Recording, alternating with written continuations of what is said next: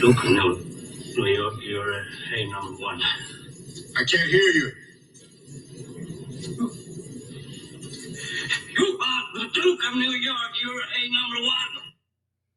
Peace. Can everybody hear me? If you can, just type it into the chat. Let me know.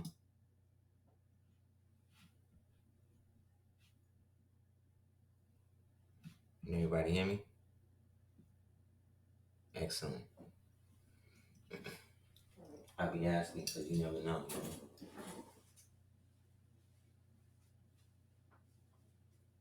Everybody's been well.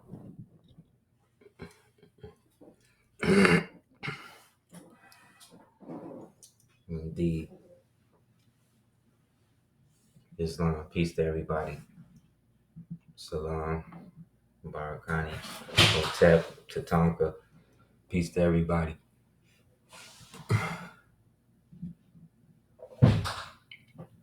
Hope everybody's well. Anybody have any questions about anything before we get started? Just one question. Islam. Can you, yeah, go ahead. After that, just make sure you mute because the vibration. Got it. In the chat. That's all. In the chat. Mm-hmm. Okay, great. Thank you.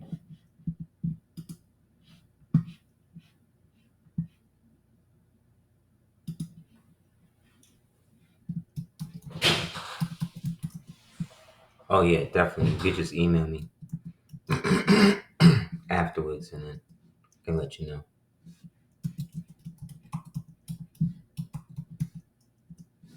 Indeed. Anybody have any other questions? You just type them into the chat, and I'll see them.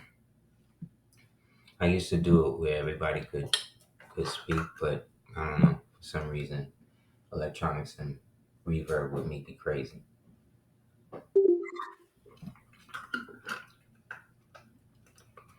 Yeah, of course, there's a lot of things going on the surface, whereas on the underground is the whole other thing going on as usual. We got the so-called Native Americans mad. They are trying or striving to take the so-called Aboriginal peoples, Indigenous peoples, i.e. Yamassees, Anasazi, all of the ones that's not created by the federal government. They want to now take us all to court. They're probably going to start including Moors in there eventually, but they want to do a class action, a lawsuit, or whatever. I don't know what grounds they're going to even try to flip that on. Basically, saying that we're trying to appropriate something from them, which is laughable in its not only in its infant anarchism, but its lack of depth. What it is they're trying to show and prove, like to call yourselves the first peoples, but then you're not the first peoples on the you know what I mean, on the joint when there's already a peoples that's already been, you know what I mean, located and identified as being here longer than y'all, that we share common ancestry from. Just proves how limited they are. So if you're saying you're the first peoples of the so-called Americas, when at the time that these people got here, it was already a flourishing basic utopia that they were only allowed to basically sit on the fringes of. They were just as guilty as everybody else in terms of the denationalization. So, to see them now want to claim that, whereas all of their genetic traits and ancestry go back to Siberia and Eurasia and the Eastern steppes. You know what I'm saying? Like, you could claim the Sini people, you know what I mean? Sini meaning moon, or the Sinites, you know what I mean? Who want to claim a descendant from the biblical mythical Japheth, you know what I mean? However, they're not even on that. Also, all of them are Christians. You know what I'm saying? So when they talk about the ones that's doing the old ways and stuff, that's the fire. Those were the fire keepers amongst those groups that were there to shepherd them, and those Moorish forest cultures that basically lived in the giant log cabins and log castles and stuff that you see that was watching over them. You know what I mean? As newer inhabitants or refugees or prisoners of war, which is what they all usually were. Which is why all the missions and everything went to go civilize them and turn them into Christians first. And then they started to bring that to their so-called tribes, and then they started to then receive benefits from those missions that were set up to do that. These missions were basically bastions of leftover crusadership that had been put in place from the times of uh, the Baron de Chatillon and the uh, Hugh de Payon of the so-called Templar class who set that up, all of which were Moors or amalgamated Moors, you know what I'm saying, who were now claiming the cross as their symbol of power, you know what I mean, and their version of so-called Christ to be revised based upon what peoples they were trying to subjugate to this new false ideology that they then could disassociate those people from their original nationality inheritance and then absorb them as church property and then transfer them over into the corporate status, which then would remove their rights unless they could claim the opposite, which is why you had so many kidnappings of princes and princesses and things like that all the way up until the 19th century. I mean, they're doing that to this day. You know what I'm saying? That whole Barbary practice never stopped. Ransoming and all of that. But see, in the old days, me and you had beef. Me and you had sons. We would then plan the war in 10 years, see how it would go. So I would send my son to you for the first 10 years. You would send your son to me for the first 10 years. We raised them as our sons, and then we would send them back. Then for another 10 years, I would raise them. See what I'm saying? From that point, you do the same. Then at the close of the 20 years, now it's still beef. Now it's an equal footing because we know how each other fight. And most likely, we're now more interrelated. You see what I'm saying? This is why the wars were so bloody and why the wars were so frequent, because they were always wars amongst cousins and families, and uncles and shit like that. You know what I mean? But all of these were terms of peerage that were passed down to them from their so-called noble houses going back to the millennial reign times when we, as the progenitors of, i.e., the shutter downers of Rome, we are the ones who, our ancestors are the ones who are created the parallel economy and restructured the world in their image, which was governed by the old laws connected to what people will refer to as the um, some would say the Torah and stuff like that, but I would say more the ancient Muslim customary laws that govern each dominion that was subject to whatever they were doing, because not every dominion was down with what everybody else was doing. This is where the beef came in, because we wasn't with the constant bloodletting and human sacrifice and stuff that some of the cultures were still practicing up until modern day. And that became a problem, you know what I mean, in which, the militarization or the global militarization against this infection started to rise again due to how all of this was transpiring amongst the so-called noble classes, because they were the ones who were supposed to be guarding against that, you know what I mean. However,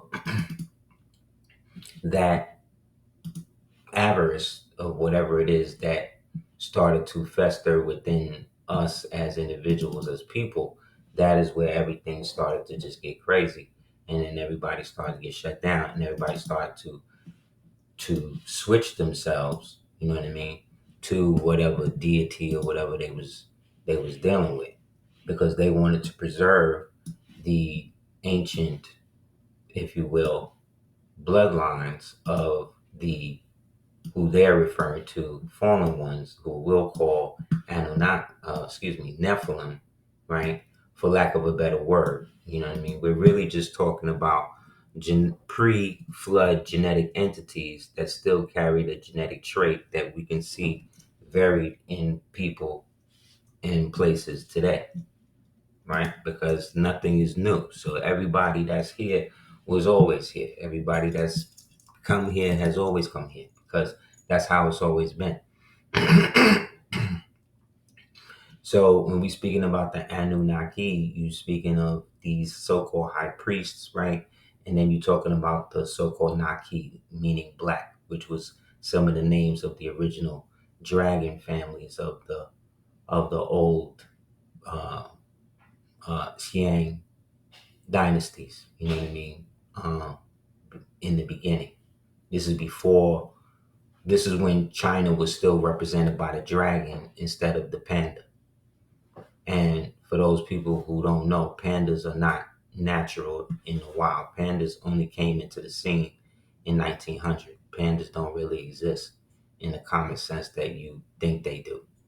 Pandas are actually used by the Chinese government in a form of statecraft called panda diplomacy, in which they use pandas as a means to create a different perception of the Chinese government. But the panda itself is really just a mutation of something that was created around the same time that the Cabbage Patch people and them type of people was created.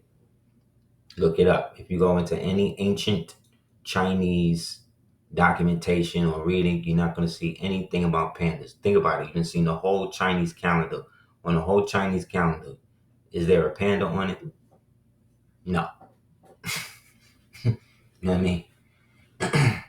And by the definition of how they exist, they shouldn't be able to exist. So that should show you something as well. uh, there's no images of pandas anywhere. The only panda that you know is Kung Fu Panda, and that was because the panda controversy, the panda diplomacy thing was starting to become mainstream knowledge, that this was a statecraft political tactic that the communist Chinese was using, i.e. using the panda as a means to do that. Not only that, but the panda and the panda eyes is also a code word for the essay of children who get their capillaries bust based upon the trauma of the essay on them. You know what I'm saying? So they call that. So that's where it comes into. But that's really what's going on with them. So they don't really exist like that. They just another creation, mutation of somebody in Asia, and they just started to freak it. And somewhere along the lines, the communists didn't want to seem as fierce by always having the dragon as a representation. Plus, the dragon was more of a representation of us anyway, or that aspect of their culture that they don't want to acknowledge. You know what I mean? The Manchurians, and who all them people really are, because that's when you get into people like us and they want to deal with that. That's what the whole reformist movement in the Communist Party, in which they killed 53 million of their own people, was about. Wiping that out of the memory of that type of people, to get rid of the idea of an imperial monarchy and try to always paint monarchies as evil when these were systems that existed for hundreds of thousands, if not millions of years. You know what I mean? And so they were replaced. And so to do that, they had to wipe out generations of people. So all that being said, pandas is another scam. You know what I mean? And then they rent the pandas out. You don't really own them. So if you do something wrong to them, they get to get the pandas back. Like, it's crazy.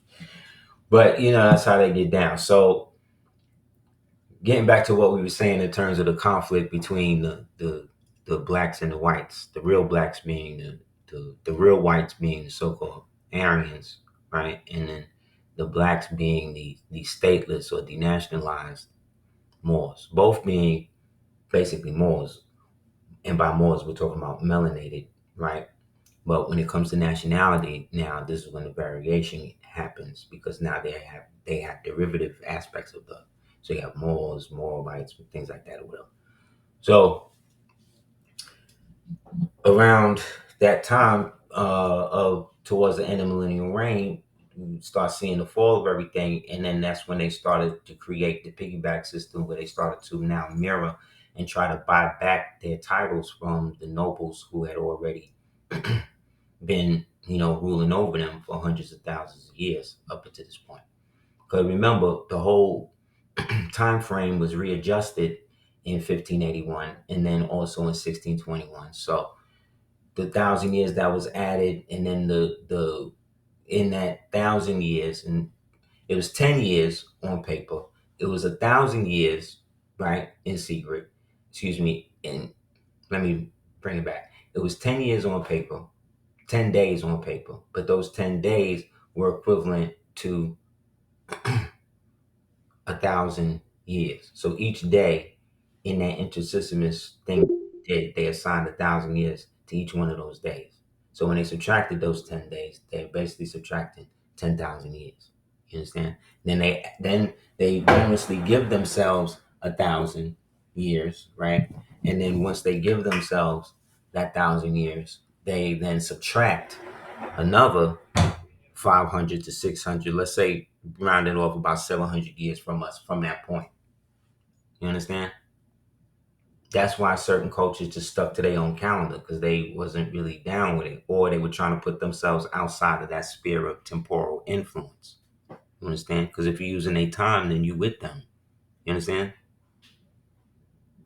So that's how they looked at it. So there was a whole sphere of cultures in Moorish dominions that were, in a sense, ancient Canaanite, ancient Moabite, and they were still dealing with all of this ancient way of doing stuff that we had buried and shut niggas down for doing because it was heinous, because they was trying to shut down the reign of the what we'll call Nephilim bloodline that was still reminiscent, particularly in those Aryan peoples who had connections with the ancient Dravidian peoples, right? Who were again dealing with the Vimanas and the ancient war that is read about or spoken of in the Ramayana texts. So if you read the Ramayana, and even before that, the Upapishtam, it gets into all of this type of shit I'll talk about. But if you want to just get the skim off it all, read the book of Enoch. Because put it like this is how people don't know the Bible. Who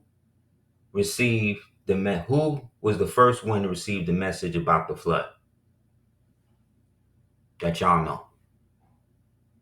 And this is no indicative to y'all. This ain't trying to diss what you may or may not know. I'm just using this as an example.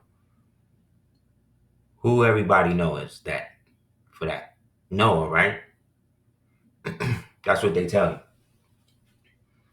Towever, biblically, if you're going to really read what it says and goes through it, it basically says no. Noah. See, Noah was told to build an ark. See what I'm saying?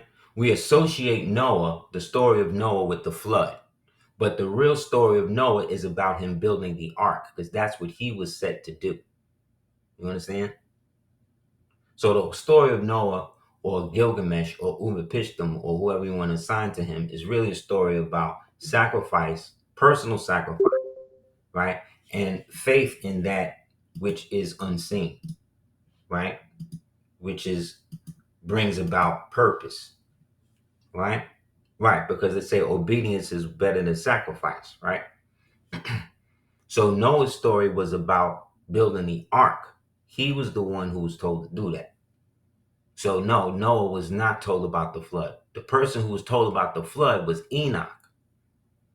Enoch was told about the flood. And then Enoch went and told everybody else, yo, this is what's going down. He went to the giants and told them, yo, this is what's about to happen to y'all.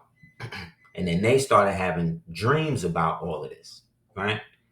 And the fact that they was going to be swept away. And there was basically nothing they could do about it because they wasn't supposed to exist in the first place. So what we're talking about is pre-Adamite people dealing with the preceding of the world before this thing is coming about. Excuse me. Yeah. Again, right?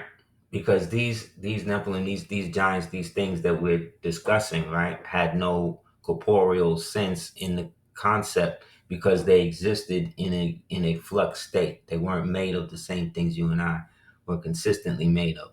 You know what I'm saying? So what we're talking about is generations of people getting rid of other generations of people and trying to bury their genetics and keep them from affecting the next people that's taking over. So that's why back in the days, remember back in the days, you would hear people, you would see people that have like little 6 fingers or 6 toes. I used to see dudes like that all the time. You know what I mean? That's because that's a trait. That was a trait of them people, of those types of ancients. And there was with the battle of Gath, and there was with a man of great stature, and he had on every hand 6 fingers, and on every foot 6 toes, 4 in number. He was also born to the giant. See what I'm saying? So when you look at old images like the Ogilvy book, because this is from the book of Ogilvy did, you'll see all of these Moors down here in old Florida, because this was the land of Amalek and them, according to Cortez and these niggas when they was coming out here. You know what I mean? And they knew specifically that these wars was still connected to the ancient practices of everything.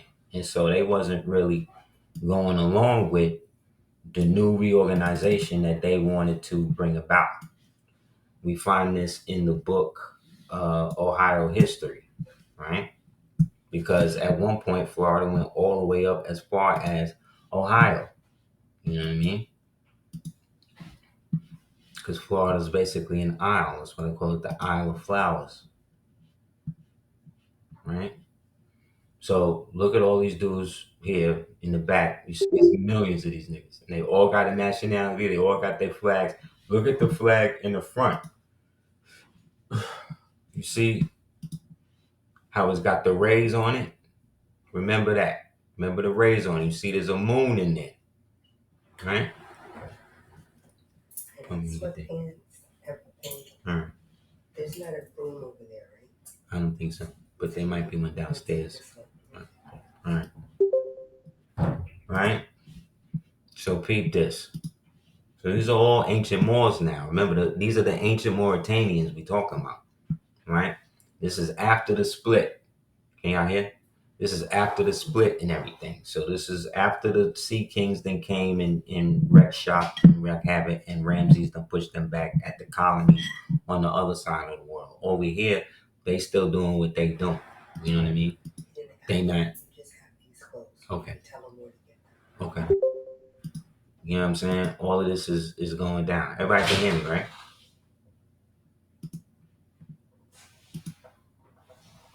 Everybody can hear me, right?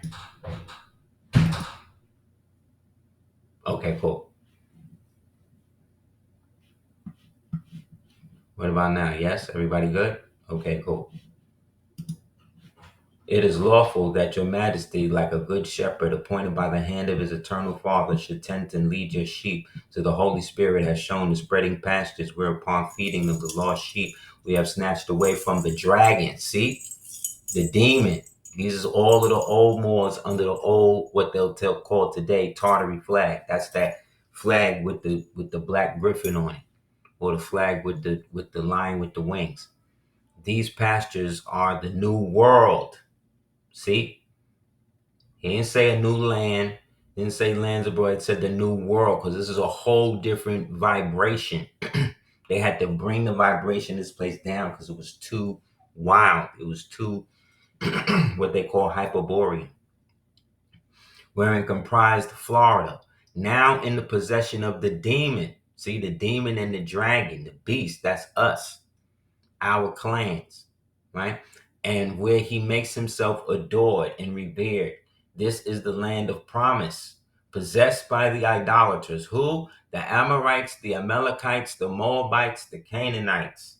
This is the land promised by the eternal Father to the faithful, since we are commanded by God in the Holy Scriptures to take it from them, being idolaters, and by reason of their idolatry and sin, put them all to the knife, leaving no living thing save maidens and children, their cities robbed and sacked, their walls and houses leveled to the earth.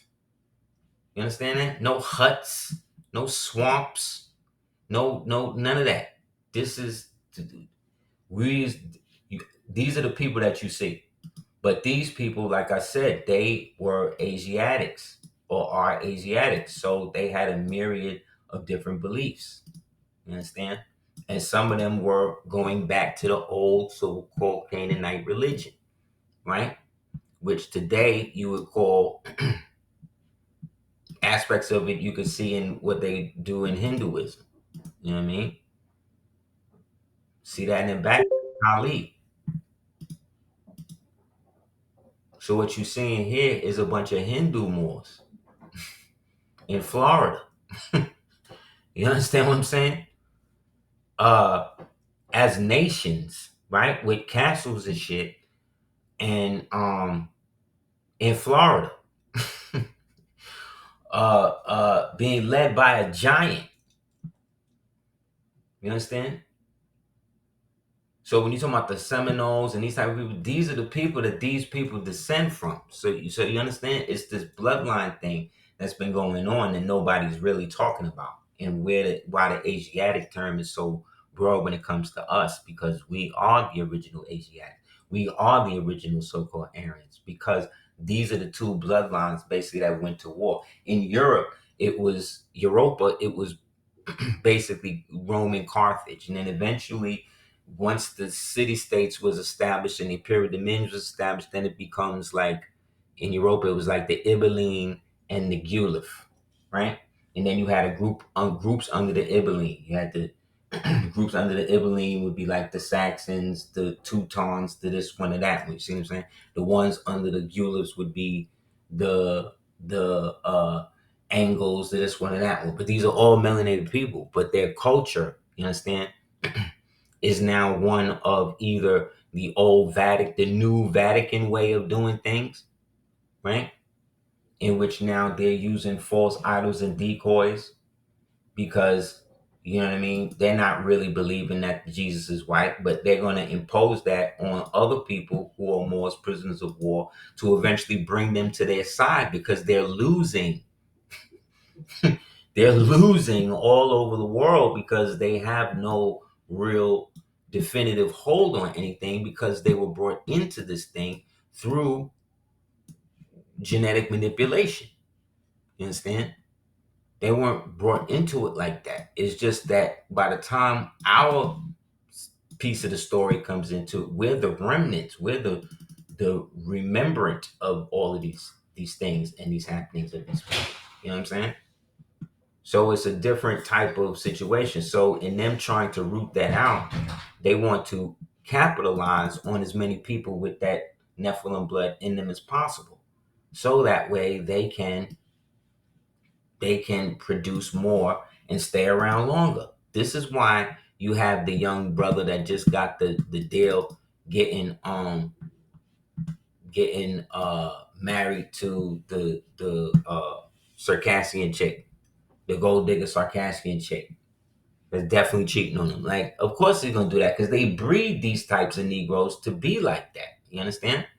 They've bred them to be like this, to make you think like that's what it means to be successful, but it's not.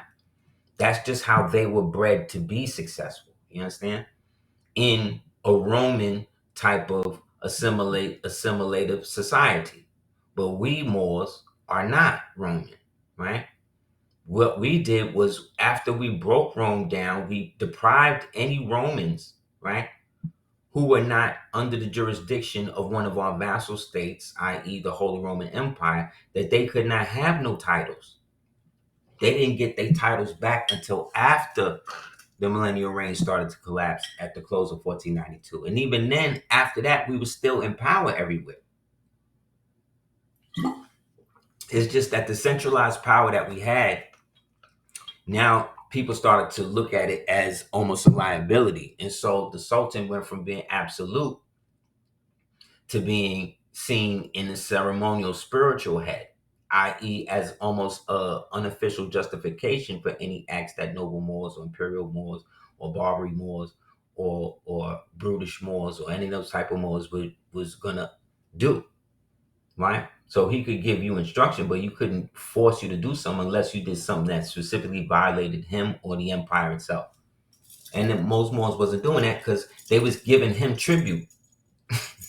Why? Because he would then take that money and then give it back to the people.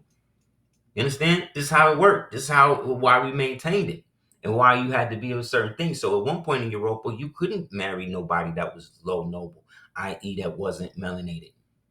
That's how they kept the blood blue, kept the copper content high, the magnesium content high. So if they bled, it almost came out blue, which gave them superhuman powers. The blue-eyed Europeans. This is why blue eyes was such a big thing in Europa. But these blue-eyed people was not white people. They was so-called black Europeans, i.e. Grimaldi descent, or what they call Kensington man, or Chedwick man. Look, these, they always got a different name of the man, but that's what they were, or descended from. Because they was always there. Or they became part of the earliest colonies that after the Younger Dryas thing happened and this place came out of the water first, it was easier for us to spread out, and then we left colonies there, and through the centuries those colonies go from being Etruscan to Minoan to Levantine to, you see what I'm saying? But they still our descendants because they came from the land of our origin, us here. That doesn't take anything away from the continent of Africa or what it's about or whatever, but we are the ones that went and re-civilized and reshaped that place. I showed you last week, we had to go into the Songhai Empire after a while and shut that down because they wouldn't bring technological advancements to the people. All of the sewer systems and all of that Timbuktu, all of that got redistributed and all that after the Moors took it over and shut it down. But that is not to say that Aseer the Great, in creating and taking over Songhai from those dirty Moors that declined, that the Songhans took it over from, right? They improved it from there, but they got to the point where they got stagnant. And once they got stagnant, they started what? Oppressing the people. So the people start crying out. So then it gets word back to the Sultan, who is one of many sultans that are basically answering to the Caliph or the Khalifa or the Caliphate, who is Queen Khalifa, right? Or her descendants that was ruling out of what you call California, right?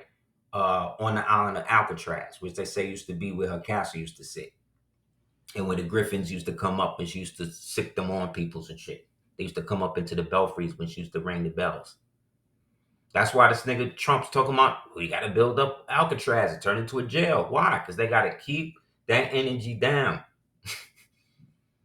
So back then, we was calling this part in the Bible is called Shinar, right? This is where the Scythians, who were the ancient Thracians, right? And Dacians, right? All of these. So Elam, the Elamites, Moors, the Armenians. The reason why they hate the Armenians is because the Armenians turned against the Crusaders when they saw that the Crusaders was crazy, and they hooked up back with the Ottomans, the Moors, and was like, "Nah, y'all gotta help us against these niggas. We thought we acted too soon," and they helped them shut them down. So Egypt, Moors, Canaans, Moors, Elam's Moors, Armenians, Moors. You see, all of this is ancient Moors, or what you would call Scythians, or Sinites, Sinoans, right? Because this is where allegedly Jaffa went and all of that. So this is all right here. You could say Greater Tartary, right? And then sections of this will be broken down to what they call Little Tartary. In the Bible, Havilah, again, is Arabia, what we're calling Arabia today. Foot, Punt, all of these were satellite kingdoms that we set up from over here and helped establish those governments of those people, which is why they keep coming back over here. We don't go over there for nothing other than archaeological stuff, really, to find stuff that we left behind from over here. That's why they finding coffee and oranges and watermelon rinds and cocaine and all of this stuff in jars they digging up in so-called Egypt, which is really Babylon.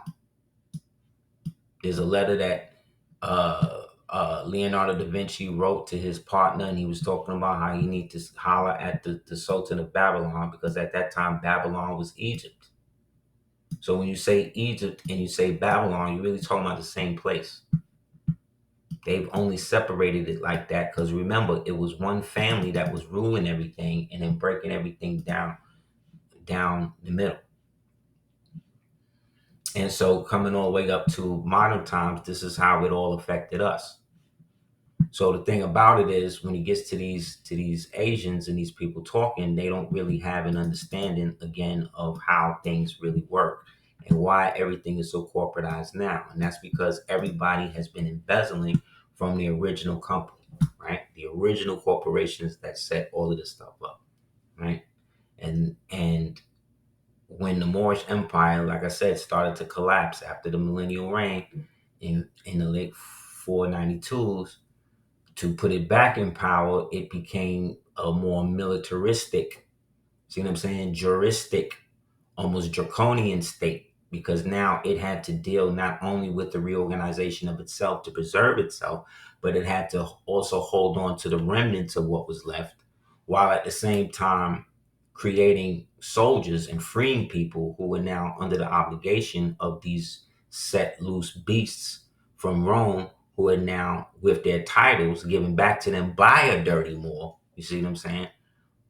They now had to the right to somewhat reinstate themselves to a limited capacity, which was why they were given limited shares in the original companies. You understand?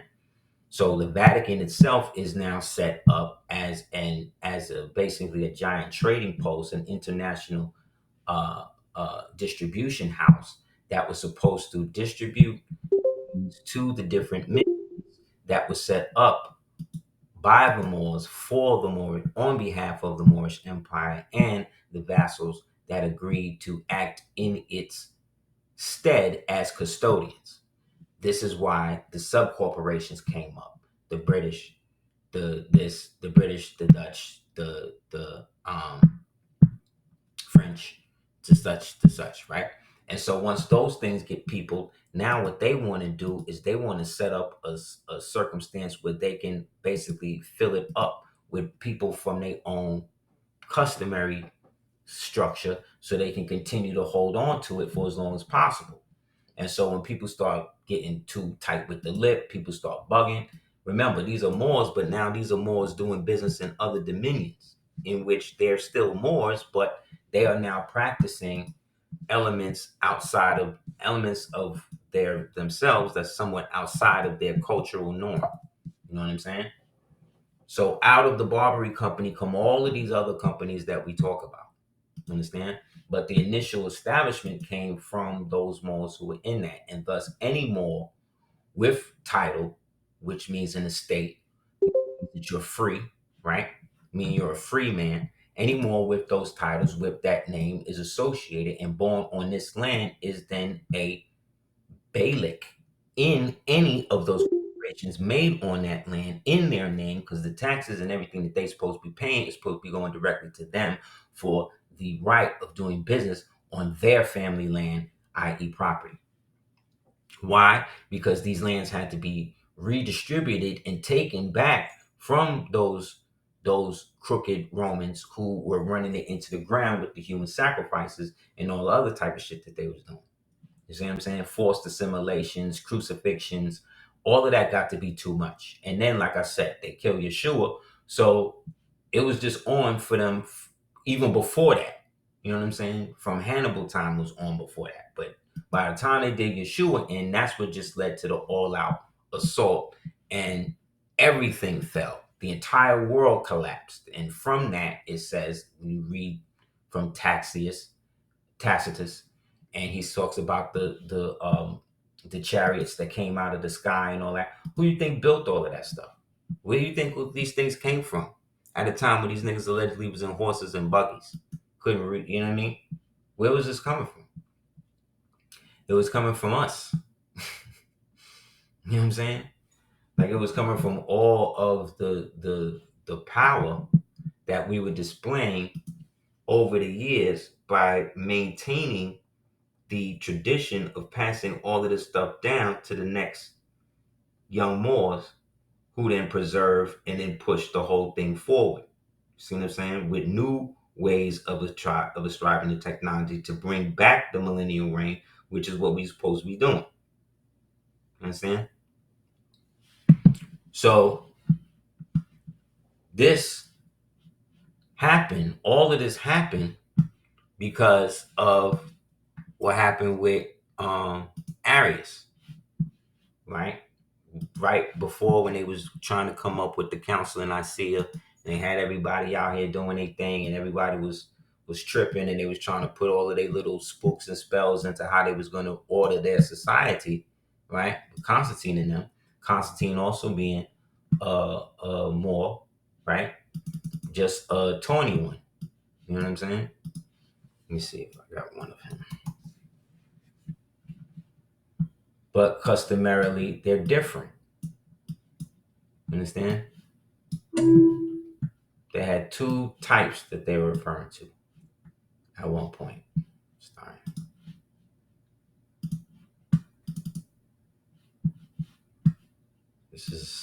This is Constantine on the left, or whatever. Let me see.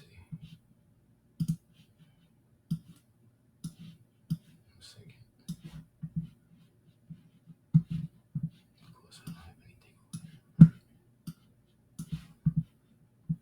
This is from the book Time Walker by Meredith Quinn.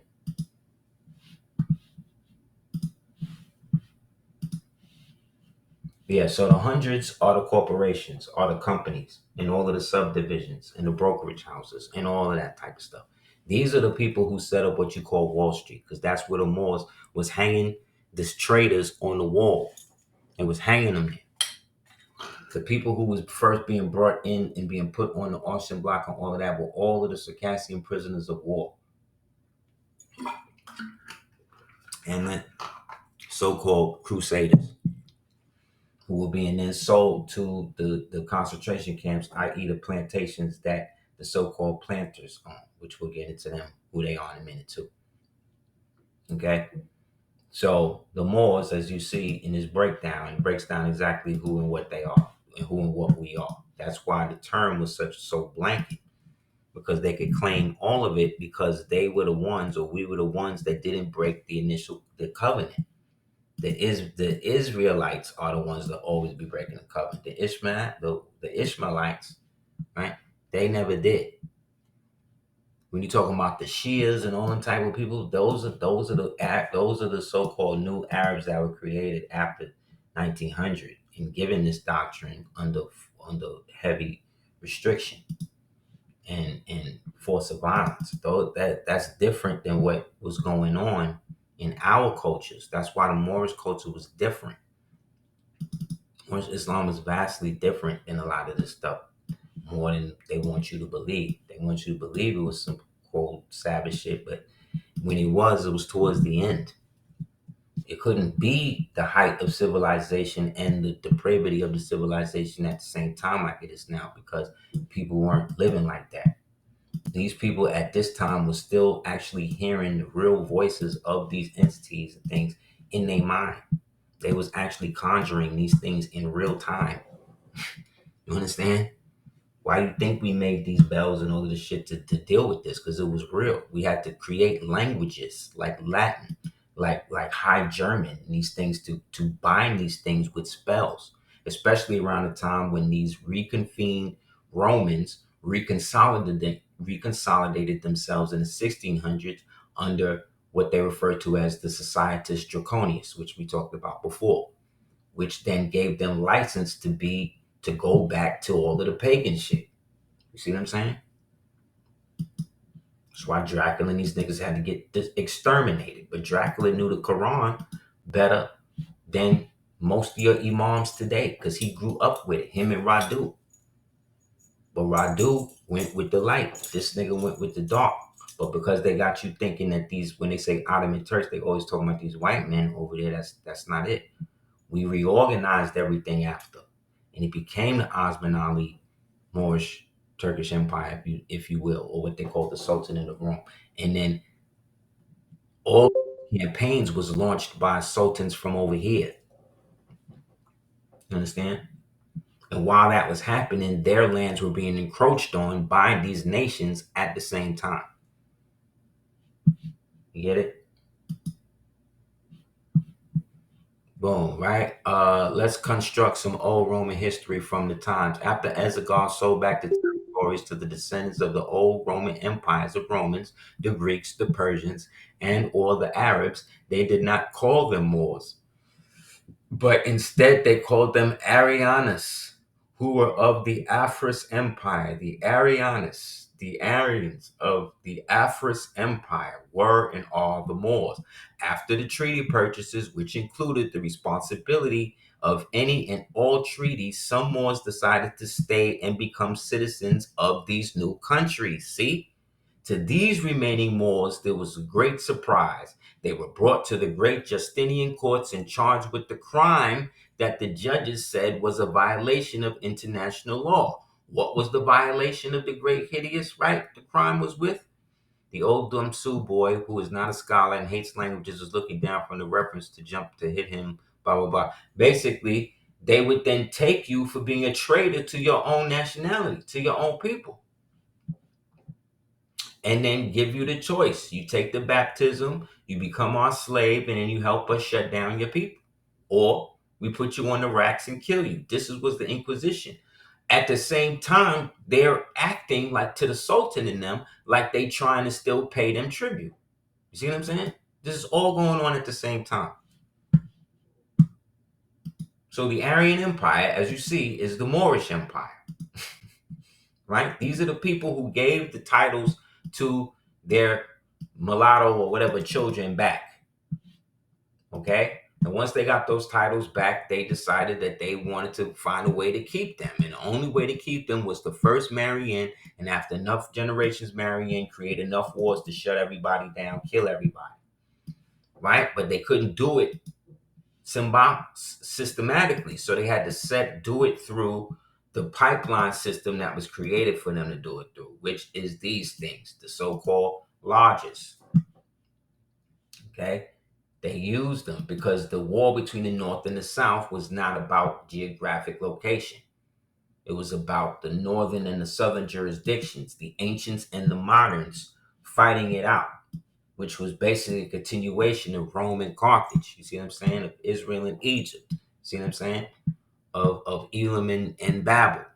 It's always the same people trying to take. It's just now these new ones got these clones that they created, and they're using them to bolster their ranks, along with the people that they've converted through mind control, who are now considered baptized, right? And now they're working to fight against us as well. So a new system had to get set up. So we said, okay, y'all want war? Y'all want war for real like that? Okay, great. We're going to start. And we're going to start with Spain. And so Spain, which is Rome, became enemy number one. And those Moors started arming everybody they could against Spain. Nobody liked Spain because of what they did to the Moors. Because all of these people who were displaced were Moors. These was not white people. The white people who were displaced from that were the people that these Moors owned. Okay? That's what was happening. Well, that's what is happening. And these Moors, like I said, are descended from the stronghold. They still are noble families. So what do? They gotta hide. So what do? They go back like everybody do, come back to their ancestral place and hook up with members of their old family. Only this time, when they left, the family was maybe Phoenician. When they come back, now they're Algonquin. You understand? Either way, they still speaking the same languages. They still got the same technical dialect. They still following some of the same practices. So, hey, our fallen son, the prodigal son, has returned, right? So in Europe, they set up a whole network to be able to do this in reverse, to prime these people up and then use them to come over here as cannon fodder in these successive wars. That these people became known as the Moravians. The Moravians, again, were a conglomerate of these different states that were nobles, but they were also into the inbreed. They were also into the genetic experiments. They were of those families that were of the days who amalgamated. And now they were calling themselves Christians, ex-Crusaders, and now they were going to protect all of the so-called amalgamated or downtrodden people, who at this time are the white Circassian slave people, the Woodwose people. Okay? And the so-called prisoners of war, right? And the dead people. See all of the white people with them? See the babies? See them? These are all the black people mixing with them and then bringing about the new reality where they're agreeing to bring about this false god, you see? And at the foot is the black woman helping birth that. Look, she birthing the white babies. Look at the two Moors, right? With the fake Siberian Indians, slaves. Look, how is it all the Moors got on clothes, but all the white people is dressed in rags? And then here you got the tawny Moor hair looking up. The grapes, right, represent the vine, being tied to the vine. The checkers, right, the red and the black checkers, that's you being brought into the avarice. So the missionary thing was just another front for them to be able to push the war. And mad people fell for it. So like I said, the Aerianuus, the Aryans, they kept their bloodlines pure. They reestablished by 9/11, they established the Holy Roman Empire under Otto and Edith. Meanwhile, over here, the Bays over here, they was already established with all of the plantations and the sugar fields and all that type of shit. They already had all that popping over here. Heavy imports. And they were using these Moravians, a lot of them, as workforce, slaves.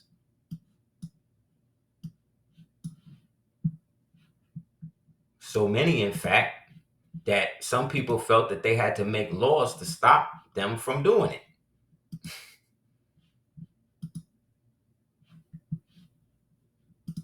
You know you're doing too much when they want it like that. That's how you know it wasn't your own people. So like I said, people like Anthony Johnson, these people, and what we'll see is the planter class and these people, all of these was Moors. Virginia had the only Moorish militia that was running shit. That was between 1677. Them niggas was not playing. You know what I'm saying?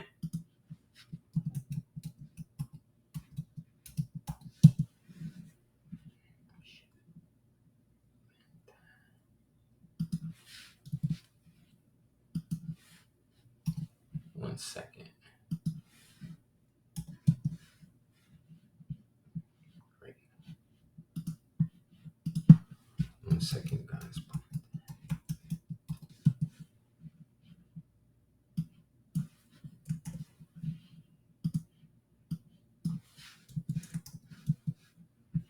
Great. Okay, so I don't have it.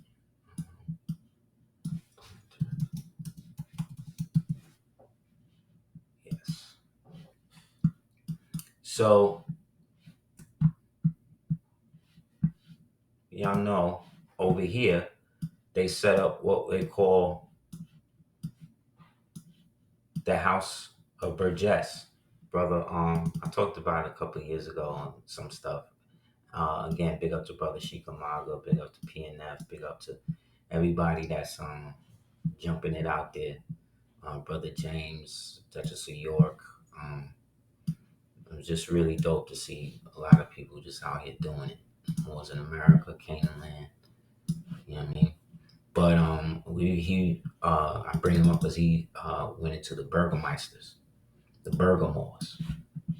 The House of Burgess was set up by the Burgermoors. Who were the Burgermoors? The Burgermoors, or who were the Burgess? The Burgess were the Burgermoors. Who were the Burgermoors? The Burgermoors were the Burgermeisters.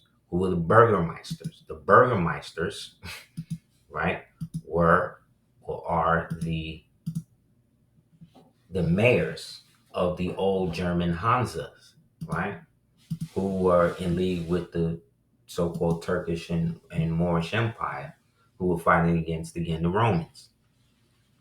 What does the German word Burgermeister mean? Master of the citizens. The German word Burgermeister, often spelled in English as Burgomaster or Burgos or Burgomeister, means master of the citizens. The Burgermeister is the chairman of the executive council or the cabinet in many of the towns or the cities. The Burgomeister or the mayor. Mayor means more. Okay? Mayor is mayor and mayor is more. Magistrate, again, of the German town city, right? And what was the Moor? The Moor was the head bailiff of the hundreds, right? The city is the hundred, right? It's the corporation, right? So the Burgermoors, right? The title is also used in such countries as Belgium, Burgermeister.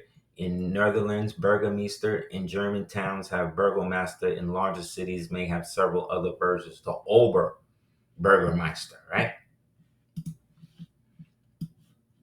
Yes, because the Burgermeisters, right, or the Burgermoors, or the House of Burgess, they were also referred to as the Red Kings, right? Because remember, all of these are Moroccans. These are Moroccans with basically like British dual citizenship. And so because they set up the Moroccan company, i.e. the Barbary company, and then set up the Barbary states and the Barbary powers, which then led to the formation of the the vassal states that paid them, the tributary states that paid them, they then became the Burger Kings. You know what I'm saying? So you look at the Burger Kings, the Burgermeisters, and then you look at McDonald's, the McDougalls, the McDuffs. You got two nationalities that actually went to war when they was the Picts and the Britons. So basically, you got the Burger-Moors, the German Moors, against the Irish Moors or Scottish Moors. You see, all in food. That's why Burger King would give the crowns. Look at Burger King. Look at what he wearing. Where they get leopard skin? Where they get they get this in Europe? Look at the colors, the gold and the red. Like they've been telling us. Look at the red beard. Remember Red Beard the pirate? Now all of a sudden they talking about all the black gingers. How come all the white gingers get love, but all the black gingers don't? People like Malcolm X and them, because they hate on them. So the Burgermoors, the Burgermeisters, they're the ones that was setting up the trades and all of that, and was trying to protect the corporations from the hostile takeovers that was being led by all these different organizations, all of these corporations that was now getting led, right, or faced, meaning the faces of these corporations became all of these now high raised up freedmen, i.e. Caucasians. The freedmen, the freedmasons, they started doing it. They started coming out, and then they started being like, nah, we're going to do this on behalf of the Red Shields. They've given us the authority to establish ourselves as Rothschilds. They've ignobled us. And that's what they did. They fell to the back, let the white decoys do their thing. Then they started to create the whole thing. They started making money off of it. So the dirty Moors of this time already decided to bleach in and all of that. They said, fuck it, let's keep doing it. We'll even fund it. And so they started trying to go into the British East India Company, to these places, and started taking them over. And this is what led to the Barbary Wars. This is what led to all that. It was internal shit. These crackers didn't have no shares in the Morocco Company. You got more shares in the Morocco Company than any of them. We got more shares in the Morocco Company than the Sultan of Morocco, than the King of Morocco right now. That's a fact. That's a fact. See why they always want to come over here and do us too is that what people don't forget over here, especially these people want to make themselves soldiers, things like that. Like, there wasn't just one dude doing it out here. You had an emirate of the emirate of Cordoba. You had the cities of 1,000 sultans. They said Baghdad was under Harun al-Rashid. Everybody was balling. Nobody was under nobody. The only people under us was the people that they was coming over, putting themselves under us for favor or fighting.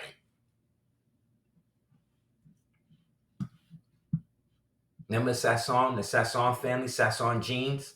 Well, that's a Moorish family. That's an old Baghdadi Jewish family. When they say Baghdadi Jewish, they talking about Desi Jews from India. The Sassoon family were the wealthy Baghdadi Jewish family, i.e. Moors, family dynasty associated with finance, banking, capital, and markets, exploration of oil and gas, Judaism, conservative politics, and philanthropy. Their principal vehicle, Sassoon Incorporated, J. Sassoon Financial Group, LLC, and all domiciled in Europe, Asia, and where? North America, because that's where all the family had its holdings. That's where you have holdings in these places. Because you as a Moor are able or should be able to ask these people these books based upon this ancient agreement. If Disney was trying to shut Florida down when they said, oh, you can't get our books because you can't do anything because we're under the protection of Prince Charles after his third son died. They was trying to flip that. It didn't work because the corporation can't be noble. See? That's what also came out in court records. They're not talking about. Corporations can't be noble. So all corporations in the outset, the only way they can be is if they're chartered to be. And most aren't, except ours. That's why all of our charters for all the stuff we did start with God. See what I'm saying? All of their charters and stuff, they start with the time, the minutes, the president. See what I'm saying? Two different jurisdictions. So yeah, so the Sasson family, they were the ones who took over the.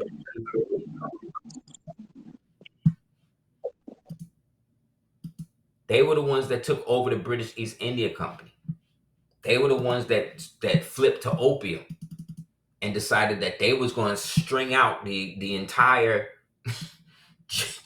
Chinese burgeoning Chinese population, because this is also the time where they're trying to break the original families of China, the Moorish families in China, and implement them with these decoy families.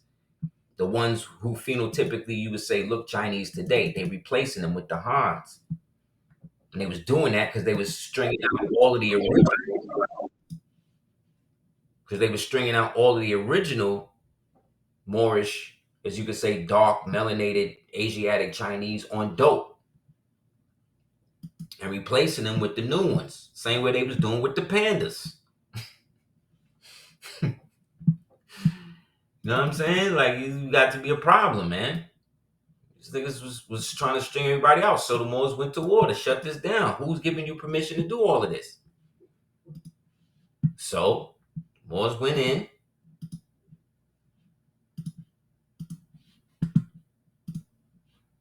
Sassoon Saleh and his family were chief treasurers to the Pashas. See? The Moors. Right? Pashas are the Pahath Moab. These are the ones who used to choose the kings of Judah. Right? From Baghdad and southern Iraq. His sons David and Yosef Sasson fled to new unfriendly Daoud Pasha.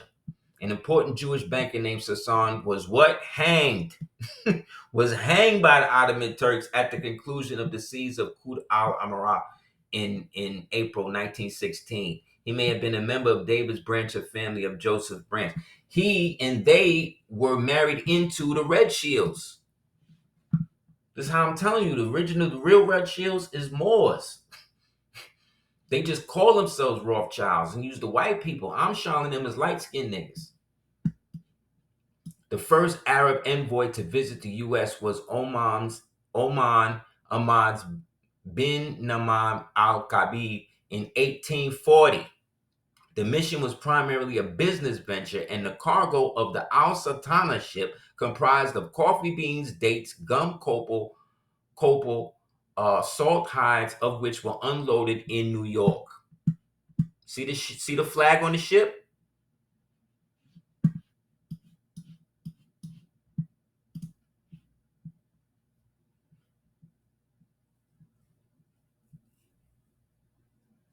So these Aryans, like I said, were fighting against these so-called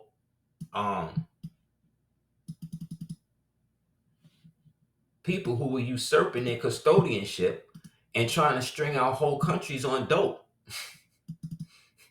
So because we had militarized, like I said, remilitarized the whole thing, we had to set it up so that way we could shut all of it down. Because like I said, a lot of these dudes was fighting against the sultans and all of that at this time. Like I told you, Japan. Remember I showed you the Mikado and how it wound it up on the Muhammad Speaks? Because these were people with big money, but these were still Moorish peoples who was living what you would say double lives. Like Yaqub Astor, they used to call him the Moor. That's why they had to kill him and all of those rich Moors on the Titanic. Because these niggas was making bread. And they was not with having a creature of law come into it in which they would all technically somewhat be subservient to. Even though they were the ones going to have the strings on the puppet. He ain't believe all of that. So Jacob Astor wasn't with that. So he started shutting all of their businesses down. Why? He started buying up all of their businesses. Then he started paying Moors to go and strong arm it, shut all of them down. This is Jacob Astor, the one on the right and the one next to him. The one next to him is Sassan Baghdadi. This is in the 1900s, man.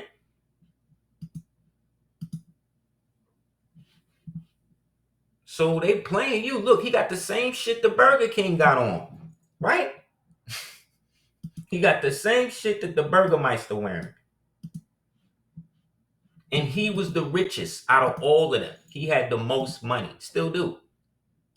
They had to shut him down. Once they kill him, that's when the Axis shit started to go into full swing. Niggas was like, oh, word, this is how y'all doing it? And then that's when the whole thing happened with the Archduke Ferdinand. Another Moor shot him. And then that's when it all started. Everybody was like, oh, they going after the imperial monarchies of these Moors. So we got to start doing something. And so they did. So in that, these Asians, right, who were the property of the Tatars, of the Mongolians, these type of people, they started giving them guns and started saying, come fight with us against the rest of these people, basically, because y'all was basically grafted at the same time we was. So they all got into it together. And so they all started working together to oust these Moors. It was too much. They used to call the Baghdadis, the Sassons, the Rothschilds of the East. They made trillions off of stringing niggas out on opium.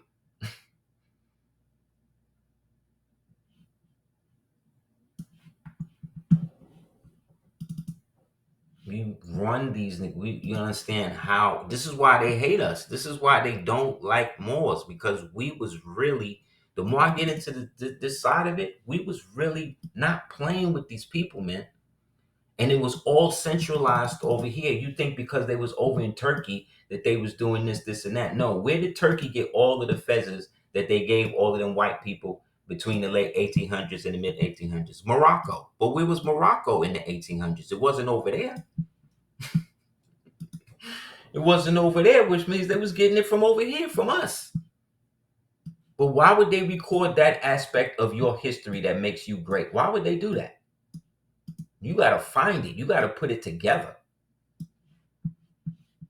And then once you know it enough for yourself to see what it is, then you just, everything start coming out. Oh, this is why. They created creatures of law. But the problem with a creature of law, like the United States is a creature of law, but the aspect of the creature is that it is just that. It is an animal. It is a creature. It is an inanimous. It is whatever you say it is. It is never supposed to have law over you. It was never set up for it to have direct law over your individual station and liberty. That's the exact opposite of what we gave money to them to set up this bullshit for. The exact opposite of what it says in the so-called Constitution.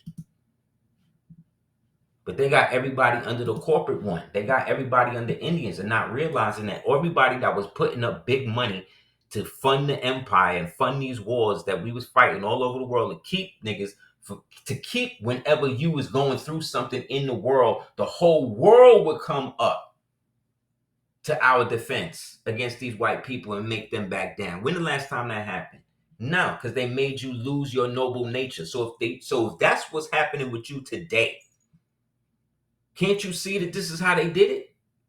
They got rid of the people with the money. Look what they're doing right now with Puffy. They got rid of Puffy. They got rid of these niggas that actually have money and put niggas in position, Jay-Z, the rest of these people, who they know is going to be the next overseer for the next 100 years. And y'all still listening to their thing. But that's not true. Because I bet you right now, if that nigga Jay-Z tried to do a concert right now, ain't nobody going.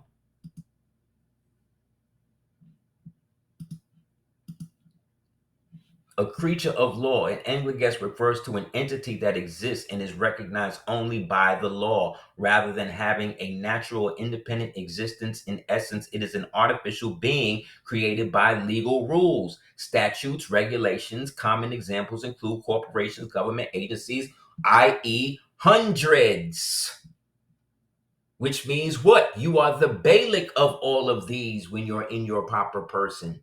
When you're representative of your original government, which then gives you endless pathways or ways through those jurisdictions, because they have to hoist on you honors that they don't give everybody else.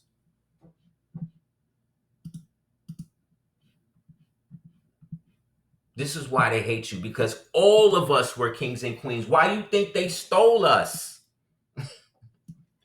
Why you think they stole us? Why you niggas with all of this Nigerian, all of this African culture, why you think these niggas come here to make their fortune? Why you think they dress like us to be accepted? Why you think they do our style of music to be accepted?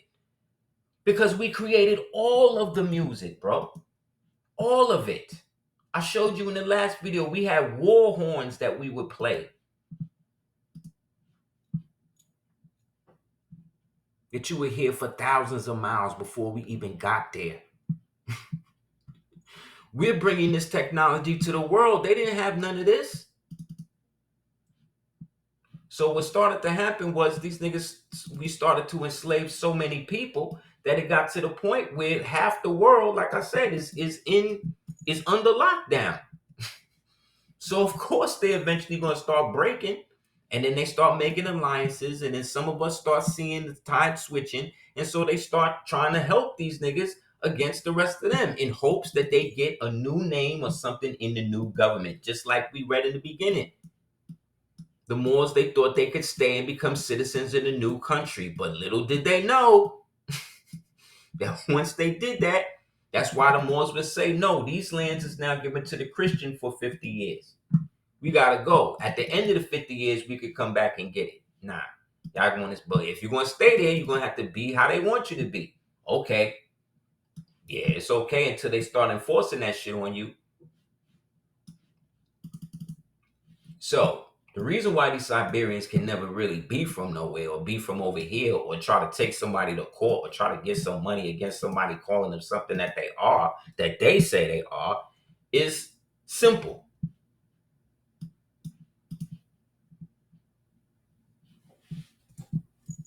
I forget this brother. There's a brother on, I don't have TikTok, but people must be sending me his stuff sometime. And he got glasses, he got a beard, very smart brother. He had posted this, and I was able to catch a screenshot. And I like when Moors be like, no, screenshot this. Yes, do that. So when the shit come up, you could just go in on these people who think they know who they are and trying to tell you something that you ain't. And these niggas has been working with the police to denationalize you. That's what that book of Killers of the Flower Moon was about. All the Freemasons killing all of the white Siberians who married into the family of these Moors and killed them and then started doing the same thing to them. Why? Because all of these chicks come from China. These niggas come from Asia. They not from here. Sorry. You being here 13,000 years don't put past nobody. It's not long enough for you to call yourself first anything. We got trees over here older than y'all. You understand? We got dirt over here older than y'all, B. So yeah, so y'all know what a creature of law is. So that's everything that 100 is and that we have jurisdiction over. That's why it's not supposed to have jurisdiction over us, and they know it. This is why we went to war with them. In 1519, right, the terms Negro and Indian were used interchangeably in colonial records to describe Native Americans. This practice was used by early missionaries and colonial governments to lump Native Americans in the same category as who? Enslaved Africans. Often under the term Negro, this categorization was used to justify land dispossession and the enslavement by erasing tribal identities, i.e. Moorish identities. This image shows a document stating that in 1854, so we go from 15, so look, 1519, they start flipping Negro to Indian. 1419, Dum Diversus, Intercatera, Cestui Trust, all this stuff starts, right? 1519, they start using Negro and Indian interchangeably for lands that they know is occupied by Moors, who they still fighting against, right?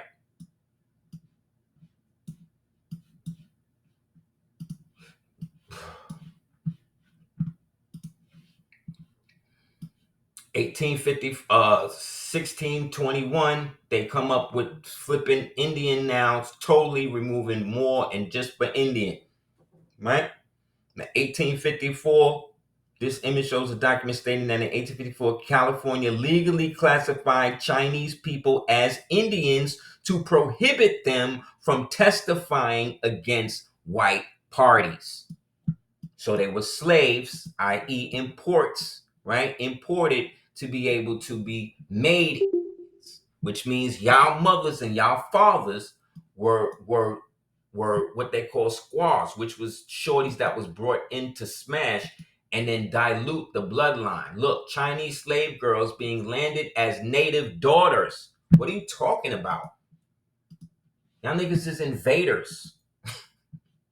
Y'all niggas is invaders. The cultures that y'all doing is the cultures from the steppes. That shit ain't got nothing to do with the mound builders and all that. I already told you when y'all converted the word Tansalagi to Cherokee, codified it, got the dirty Cherokees to go with it.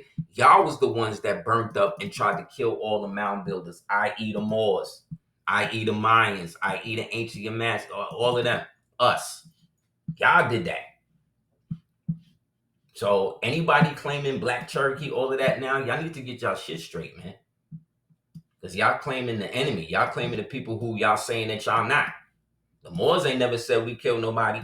Only people we stayed on their ass killing is the Romans. We the only ones consistently on file for that. Y'all the ones always laying down with them. Y'all the ones always conforming to what they say. We don't just deal with them with just no contract like that. We do that through trust or other shit. We don't just be accepting the shit they say. That's the other thing. When you read these treaties, when these Moors be going through these treaties and talking about what Moors could do or can't do and all this other shit, like you still reading it from the perspective that they had a choice in it. If they didn't have a choice then, they don't got a choice now. They're just being belligerent because we're not standing firm on the fact that we have extraterritorial jurisdiction. We do. We were not the ones that had to have passports and all of that shit. That came in after y'all goofies made deals with them to the point that that's the only way that we could have recognition. Because y'all put it out there that the only way to stop that, it was presumed that anybody after Reconstruction with melanated skin was presumed to be a slave unless proven. Then they created laws to try to stop Moors from having to prove that in court, from saying it in court. They tried to make a law to stop people from claiming it in court.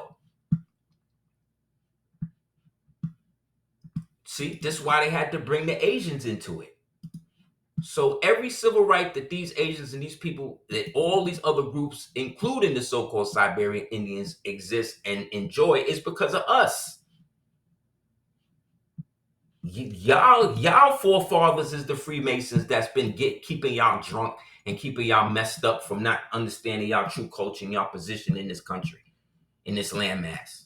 Y'all the ones that continuously want to do that. Y'all the ones that dress like the creator. Y'all the ones that's always trying to kill Moors that you see wearing Cortez sneakers. This is y'all the ones on that bullshit. We not on that.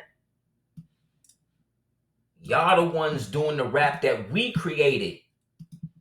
All of this music, y'all niggas, mariachi, all of that come from Moors. All that come from Guana, which was the old Moorish, Bambaran, Tuaregian music that still has the tones that people like Zaliab and them put into it.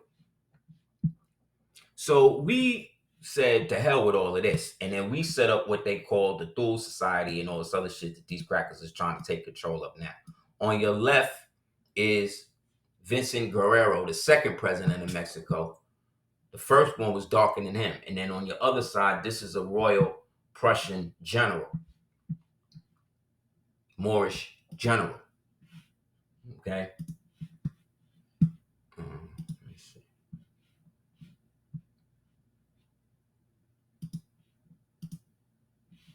This is from the book Secret Cipher of the UFO Knots. Channeling clearly beats the stamp of the Black Lodge and Valis, an empty metaphysical, blind, insipid psychic trivia. Many self-improvement groups have origins in this veiled magicians like L. Ron Hubbard. We have a new age centers, blah, blah, blah, flashlights on mountains. What is that? The UFO cults have clearly influenced even Kenneth Grant's so-called Typhonian OTO, which appears to be valid magical currents. OTO is the Audio Templi Orientalis. This is the order that all the musicians is under. This is the Crowley and Thelemite order. When Puffy was taking the semen on his breast after the girl takes it on her face, that's a Thelemite ritual. That's all Thelemite ritual. All artists are on that because according to the book, the Secret Chiefs by Blavatsky, they already understand that the new governments of the world will be run by music. That's why musicians have the most position and have the most influence over the masses. That's why government wants to control the people through musicians. You understand? So they know that. So that's why the musicians is always put to the front of your society because they're the ones that's doing that. That, again, is a practice going all the way back to the person who basically invented modern music, aka the Mozilia, right? The magical will is the essence of the twofold, right? So this is the Black Lodge shit. Wait, this ain't the one I'm saying. The essence of black magic and is only the true definition. Aleister Crowley explained it in this way. The magical will is the essence twofold, for it is the presupposes a beginning and an end and will be a thing for you to admit that it's not a thing. Hence, to will anything but the supreme thing is to wander still further from it. See that? And any will but that to give up self is to be beloved is black magic. Yet the surrender is so simple that the act of our complex minds is so much the difficult of acts and the hence of training is necessary. See? Wait, this is the one. Yes, the Men in Black, right? The Men in Black is the perennial. That is the show up in the connection to the UFO lore. Should come no sort of surprise. The UFOlogy Bizarro chronicler John Cleo gets into the records. The demonology are filled with striking parallels. The general descriptions of the vampires themselves are identical to the Men in Black. The dark skin and angular oriental-like faces were commonly reported. The Men in Black are the Moors. These are the Swabian Moors. These are the ancient German Moors that bounced and left them holding the bag with all of the shit that we talking about. They got us thinking all of this. That's why in the Men in Black, who is it? Who's basically the king of the Men in Black? Will Smith, right? Who else was in Men in Black? Michael Jackson, right?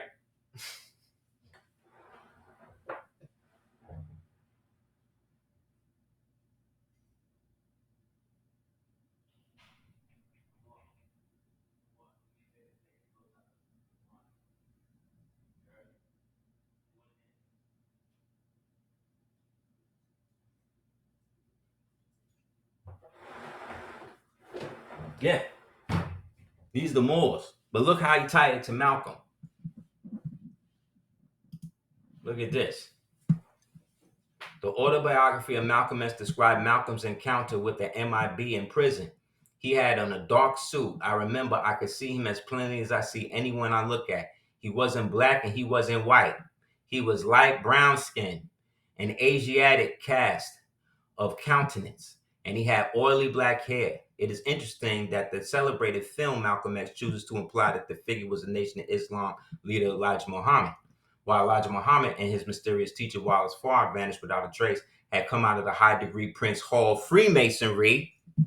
See, they always involved, and certainly knew some of the esoteric secrets, and being Malcolm X described as more in accord with Aleister Crowley's description of the proto-human intelligence Iwas than of Elijah Muhammad. See? So basically, no, he was already visited, but not abducted. The only people who get abducted is who? When you ever seen a movie about black people getting abducted by aliens? You ever seen that?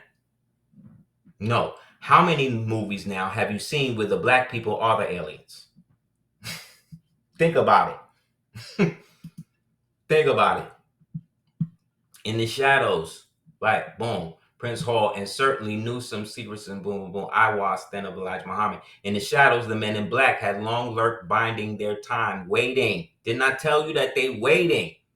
Been waiting up there, living the life, made deals with everybody that's already up there, the other Moors or whoever else is up there from higher intelligence, and they beat them there. They beat the white ones there and then made it so that way they can't go back. And they've been messing with them ever since. 14 years earlier, the shadow visitors had shown themselves openly, but then they descended upon a flying saucer bluffs, threatening and terrorizing them, hushing them up. Bender, a UFO researcher, had been first known victim. He performed certain experiments, and then the lurking horror came. It became glowing blue lights. The stranger with luminous eyes, a darkened theater, and later the dusky street. It culminated with the men in black. 3 of them paid him a visit. So this is a white man giving you the skinny on the fact that the Black Lodge, aka the Thule Society, aka the original New Swabians, right? The Schwarzers, right? The Axis, the real Axis Wars was not playing. They had their saucers, they Vermonters, and they was out here wreaking havoc on this white man. That's why he had to keep it secret. Think about it. If they was white aliens, they'd have been showed them to you. They'd have been came out. Said, look at the white aliens. They look like us.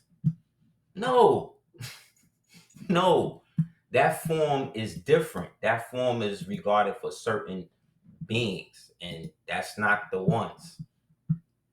So our ancestors from ancient times, that's why they was on it so hard with us. So by the time this happened, they started working it. Who was dealing with the bells? Was it the so-called Nazis that got rid of the bells? No. Matter of fact, they took everything but the white Nazis at the end took everything but the bells. They destroyed the bells after the war. The ones they couldn't get during the war.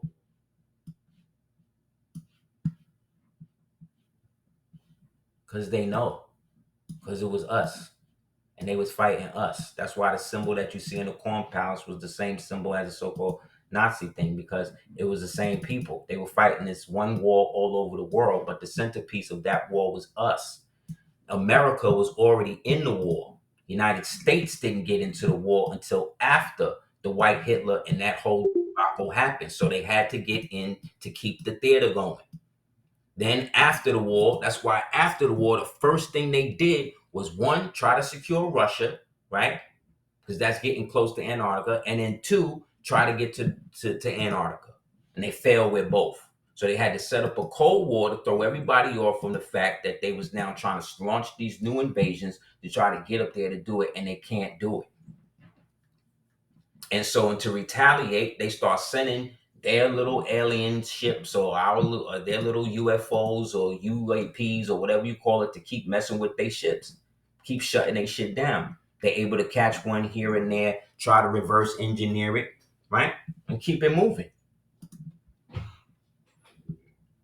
Base 211 is a term often associated with New Swabia, a German claim of a section in Antarctica, particularly in conspiracy theories. These theories claim that the Nazi Germany secretly established a base there after World War II, possibly with advanced weapons. See, this is known. This is known. They even did a comedy about this called Iron Sky. All based around a black woman and a white man trying to genetically graft the reptilian gene out of themselves or into themselves. I forget. So, already proved these people were the original slave class. They were part of the original invaders. They're not the first people to exist on the hemisphere. They don't have any high culture outside of the rain dances and the shit that they be doing. They haven't contributed anything outside of that. And they continually get mad at us because we're saying the opposite. And we're saying just define what type of person you are, because the Moors, the Moorish Indians and these people, they was dealing with high culture, right? That's why they could interbreed with these so-called Europeans that came over here, because those Europeans were under the jurisdiction of the Moors. So they had to get refined in order to even leave Europe. EU meaning rope, EU meaning hillside, rope meaning to bind in. And so in order for them to be taken seriously and come into union with us and actually have some sort of stay here, be able to do business here under the Morocco Barbie Company, they had to pledge fealty to the Moors and the empire that was already here. That's why the first treaty made with any so-called Indian nation was made with who? The Delaware who? Moors, right? Moors, not Indians. The Algonquins, the Seneca, all of that, all of those are old Moorish groups, clans, tribes, nations, who spoke a linguistic class referred to as Algonquin. The word Coca-Cola, we think it comes from Coca-Cola. No, it's a derivative. See? Always derivatives of something else. Let me show you how. Since we getting in on that. Yes, here we go. One of those nations of Moors was the Pamunkeys. The Pamunkeys had a heavy navy. You understand? We had navies. See these Vimanas, these bells, they was ringing these things. And they were flying them, because this is old Aryan technology from the Aerianuus Empire that could trace its lineage all the way back now to even the Mauryan dynasty. This is what links all of it together. The Mauryans went in by India. And then at the close of the Mauryan dynasty, when it started to switch it to the Mughal, they moved up into Persia, but there's now Persia or Paris. And they came over here to Old Paris, right? And then from there, move further into what you call the Holy Roman Empire. And thus, here we are. These people don't know nothing about World War II, World War III, who was fighting who was what. They only know what the History Channel tell them and every day and all of that. This is, so remember I was saying about Coca-Cola. This is, excuse me, drink some water.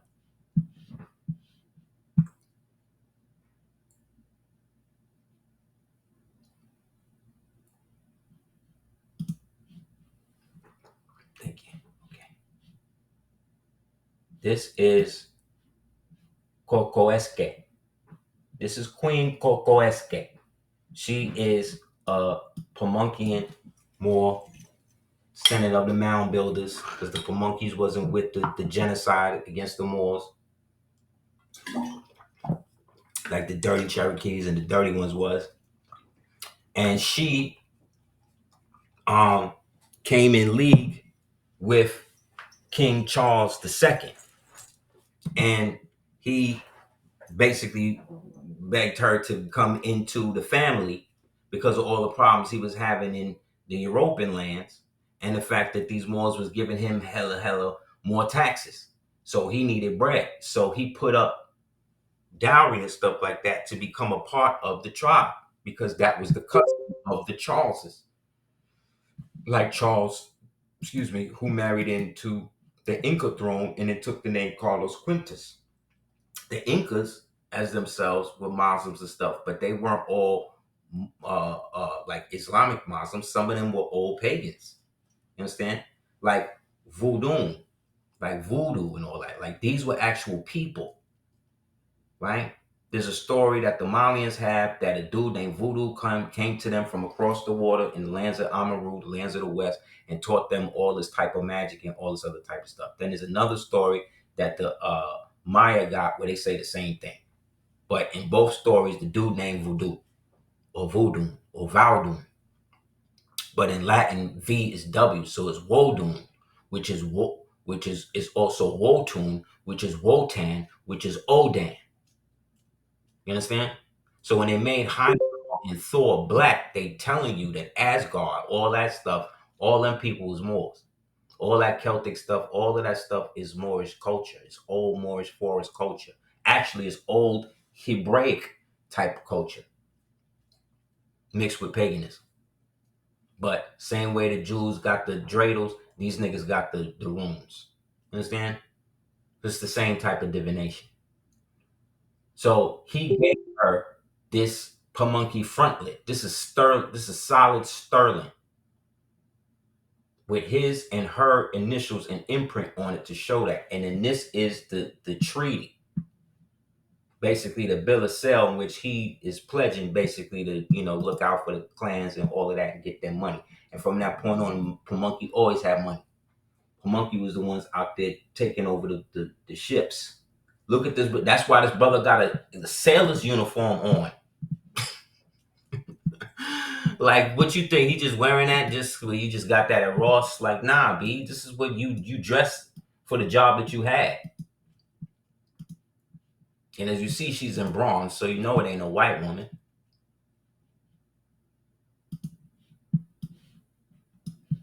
So yeah, so these was the Moors that was going to war. These was the militarization. That's why World War I was such a mechanized war, because it was being funded by a corporation that was going through hostile takeover. And via that hostile takeover, these Moors had to set up different provisions for themselves to maintain everything. So here in America, you had somebody like Noble Jew Ali come, and right when they thought they could get away with everything, here he come. He pop up with the mandate. He pop up with the temple. He pop up with the Divine and National Movement. So basically, he is the American Sultan. He's the new American Sultan as far as they're concerned. So what do? They either going to submit to him, or they're going to try to empower another dirty Moor. So what did they do? They got your boy, what's the one in the Circle 7? Abdul Aziz. They got the father.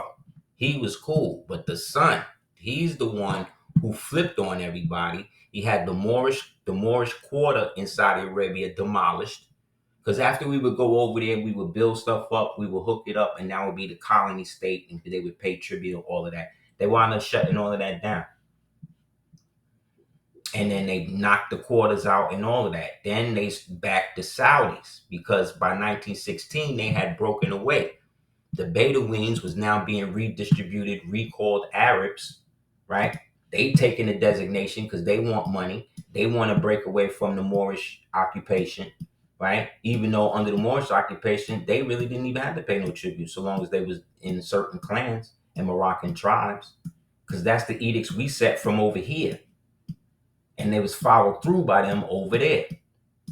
But they wanted their own. The brutish Moors had used they decoy white people like Lawrence of Arabia to flip everything, got them on their side, took over, created the fake Arab state, put Saudi Arabia, the Saudis up front, and then try to put the prophet in the back. Got the dirty Moors over here to do their business, right? And then Hoover and them start working to shut it all down. And they've been doing that ever since. But the prophet, he is the Moorish Sultan of America. He was the last one. And everyone after him is by his grace. But according to Moorish customary law, there ain't just one. That may be for the Arab how they do it, but we not them. We not supposed to be following anything that they doing, because what they doing is some whole other shit, and that's the shit that they get for dealing with them people after the war. They got their own identities, and what did they do? They separated themselves from the traditional so-called Africans that they had been terrorizing up until that point, right? And then they became known as the Middle East, right? Before that, they was Persians. They called it the Persian Gulf. But I thought Persia is in Iran. See how they be flipping it?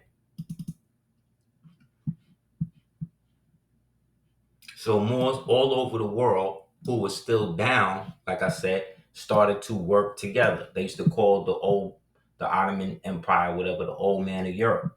And he was starting to wane. So those Moors started to consolidate their empire, like I said, and start to move. And then that's when the French basically anglicized the colony that we set up over there that you call Morocco, that used to be Songhay, because that's what that was. That was all Songhay.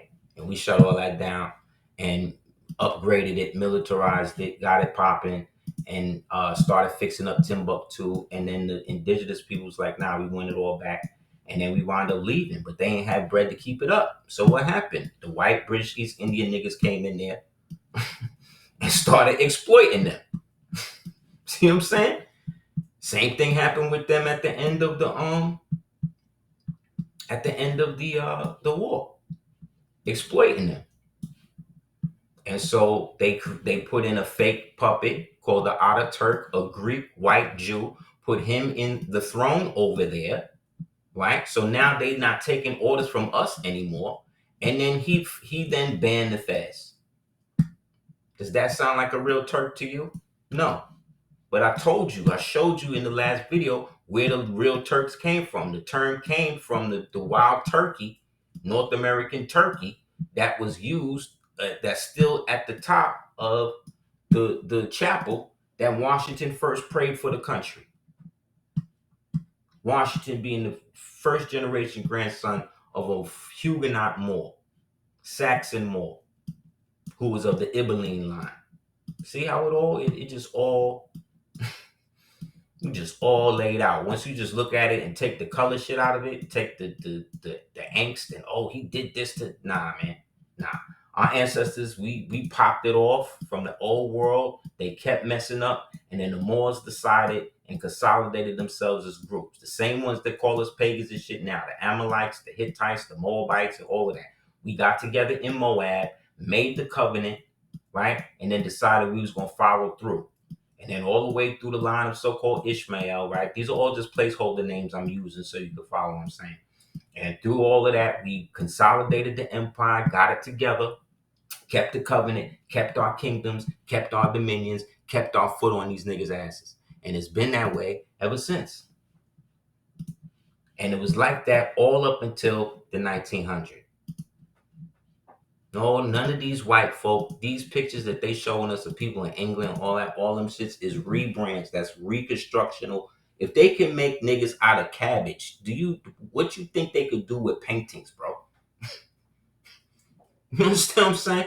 They growing niggas out of cabbage. Faking a painting is easy. That's nothing.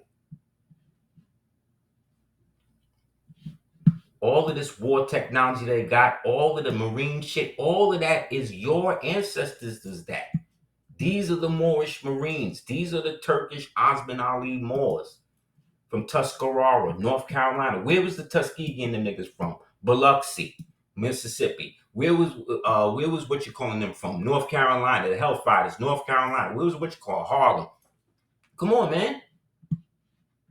That was your American military. That's why they segregated it, because the United States was doing its operations and the Americans was doing their operations simultaneously. But those Moors who were under corporate jurisdiction couldn't enroll as merchant marines, this and that. And they set up Jim Crow and all of that. So the only way out was going to the army, going to the merchant marines and all of that. But you had power there. It wasn't calling niggas. These was the niggas creating the roads, rebuilding the cities. This is your ancestors doing this. No, they want you to believe that you just went back after the war and just had sex with all the French girls. No. We liberated the entire world. Then we had to imprison it. Then they flipped on us. And the world has been shit ever since. Because they've been covering it up ever since. And using niggas like us ever since. This is what happened. Another thing they talk to you about in America, they talk to you about the planters. Oh, the planter class. This was the slave class. These were the niggas who owned the corporation, owned the hundreds that we call plantations, which were also concentration camps for the prisoners of war that kept trying to invade over the past 238 years up to that point. So these planters, right? In North America, the planter class formed the American gentry. They don't talk to you about the American because that's you, right? As European settlers began to colonize Americas in the 16th and 17th centuries, they quickly realized economic potential of growing cash crops, which were high in demand in Europe. The government, through connections, through their wealth and connections, they often held positions in country courts, legislative assemblies, ensuring that their interests were prioritized. These were the planters, right? The end of the planter class. When did it end? The American Civil War. See? When the slaves broke out and decided they wanted to be a part of your planter class, of your ancestors' government. They wanted to live in your buildings, have sex with your women. They wanted you to stop enslaving them. And you said no. And you went to war to stop them. And they all created a federalized, another dummy zombie corporation, put it under the cestal we trust, called the United States of America incorporated it in London, and then put everybody under it through these United States, which is Washington, D.C., London, and the Vatican. The only way out is the way in. You got to tell them no. You're mistaken. You got to put them back in their position. And you notice I'm talking all of this. I haven't used words like sovereignty, and I haven't used none of these words because that shit has nothing to do with what's really going on. Well, I grew up around the corner from the Grand Army in what they call Grand Army Plaza. The Grand Army Plaza they talk about is not the shit I showed you in that. It's the giant castle that lives around the corner that they turned into a military base. I remember walking past that thing every day, and one day they had the door open, and it was enormous, and it went on and on. It took up the whole block, but it actually is bigger than the block. It goes down, and it's enormous. Just pull it up. Every day for 18 years, passing that thing, not even realizing. But one day seeing it. That's when my mom's and them seen the Ali Frazier fight. So United States citizens are forbidden to have titles of nobility, but we Moors, we're nationals, right? Or can be seen as nationals in their constitution based upon their agreement with us through the preamble to the 7th article, as well as the supremacy clause that says everything outside of the constitution is that. Not only the fact that there's also divine right law, there's blood right laws, which fall under what they call allodial, which gives me the right, to have a name, right, that may reflect one nationality, but then also reflect the next, because it's showing the bridge of the family.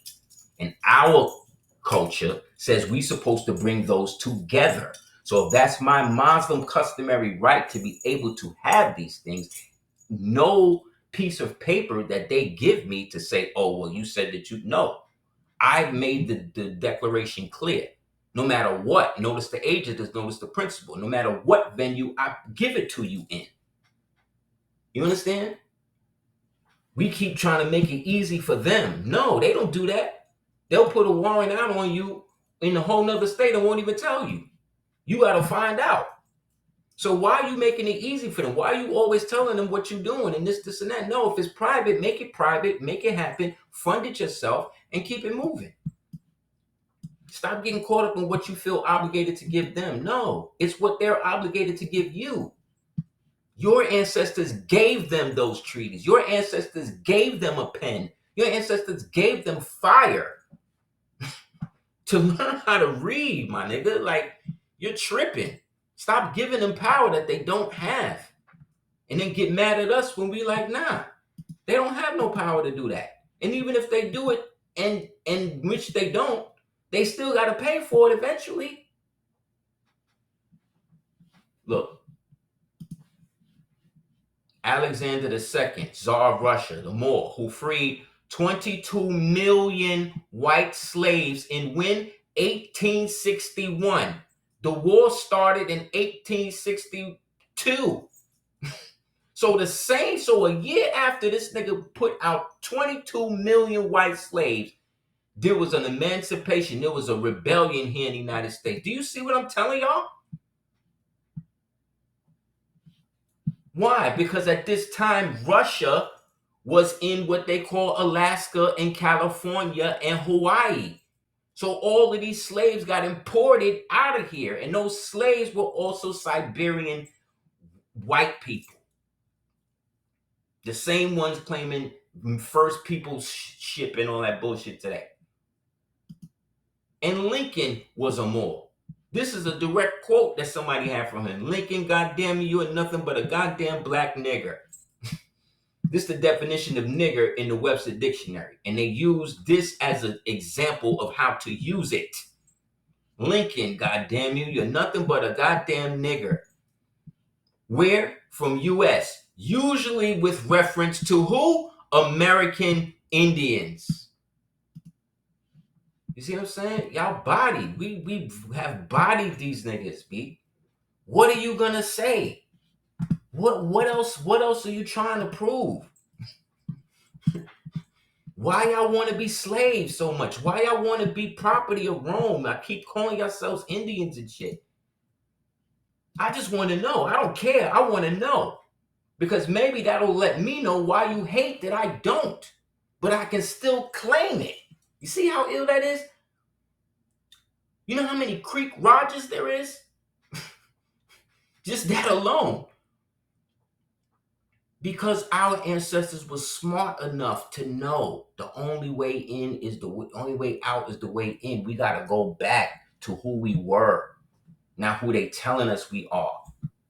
We was practicing Islam in this hemisphere before anybody over there was doing that. The term Muslim is an ancient Delaware word, man. It was adopted by these people after. But y'all want to be Arabs. Cool. But even that term, Arab, Arab, come from Moors.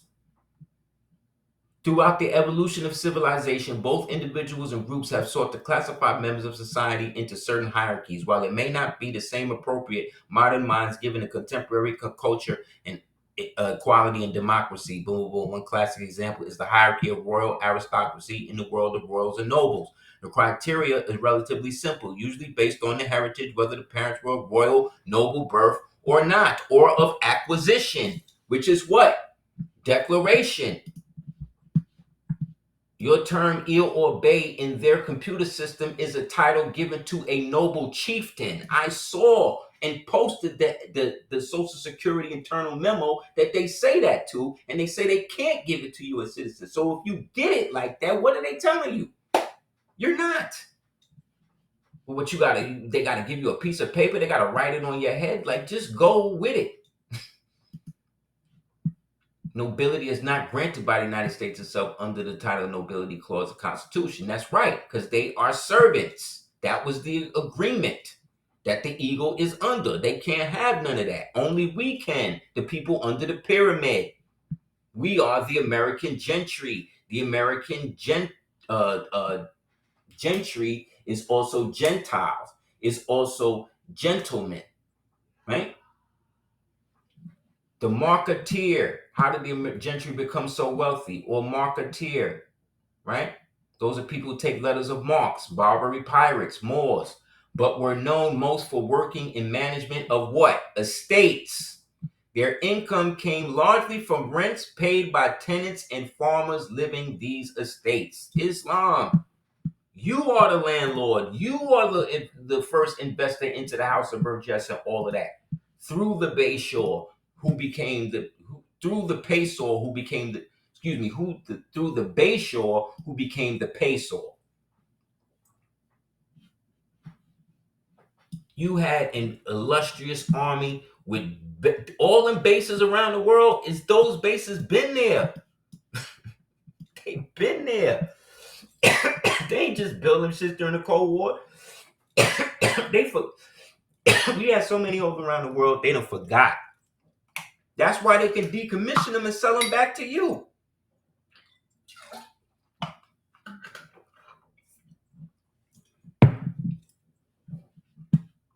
That's what's happening, Moors. You are home. You are all of this. I'm telling you.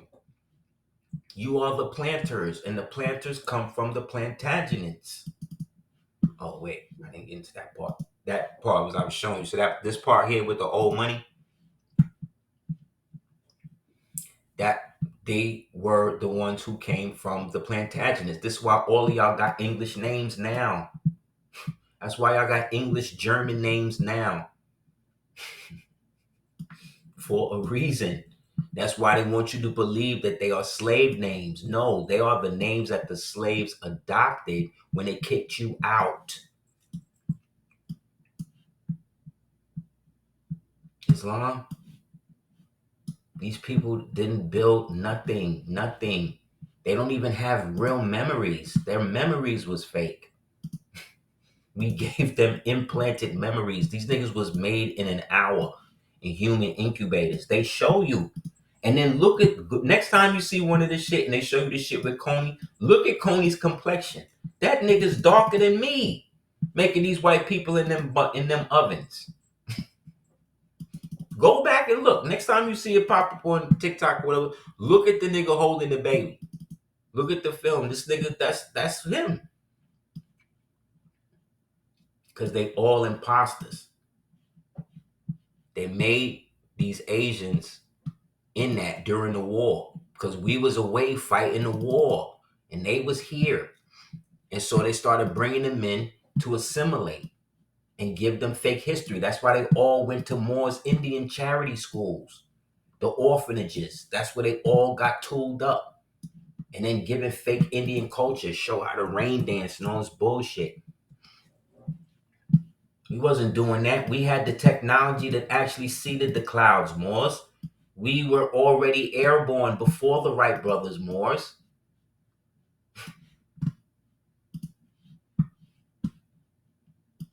That's why they have it now. That's why we have to constantly remind them. That's why we constantly have to keep yelling in these niggas' faces that the history you give me is fake. Anything you tell me is fake.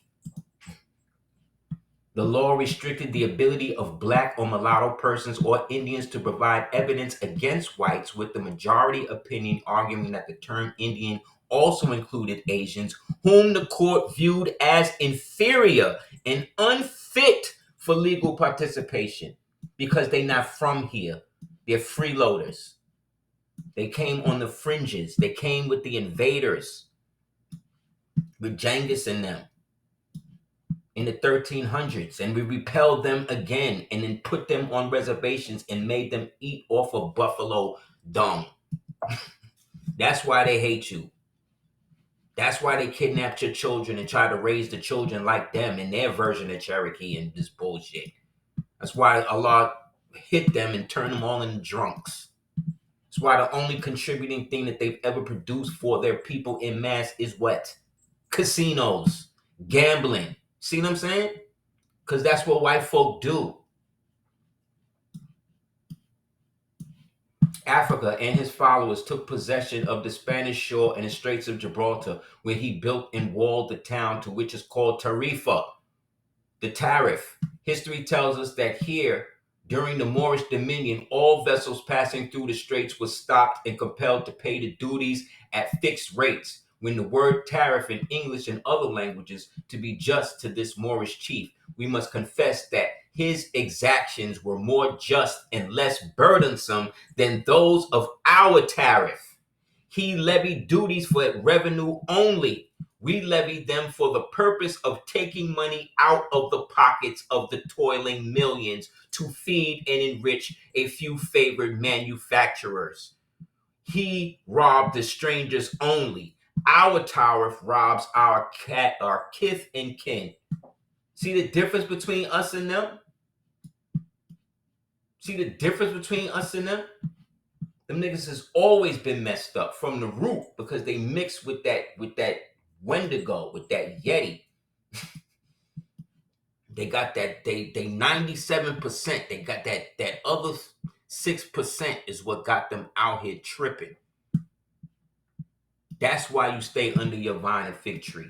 We are the men in black. The men in black were the people who were running the Thule Society. The Thule Society was the real so-called Moorish ancient Germans who reestablished the Fourth Reich, aka the Holy Roman Empire, right, in modern times, that they refer to as the Axis power, which then shut down all of their petty dominions to the point that they had to strip us from everybody.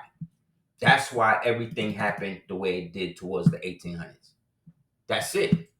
Everything else is cap. Everything else is them and their soldiers and their Confederates trying to revamp the shit like they ever was really in control anywhere.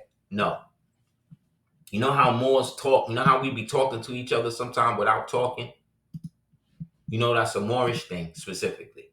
If you didn't know. Look.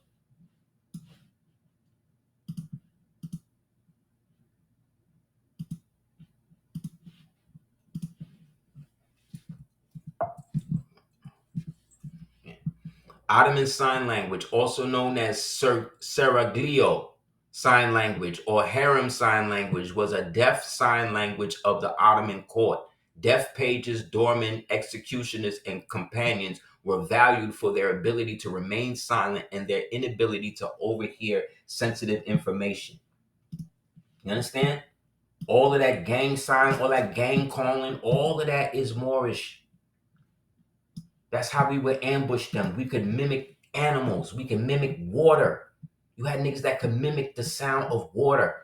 So when these niggas was out in the thirst trying to find where they could finally drink and they hear the bubbling stream, no, it's a nigga beatboxing water.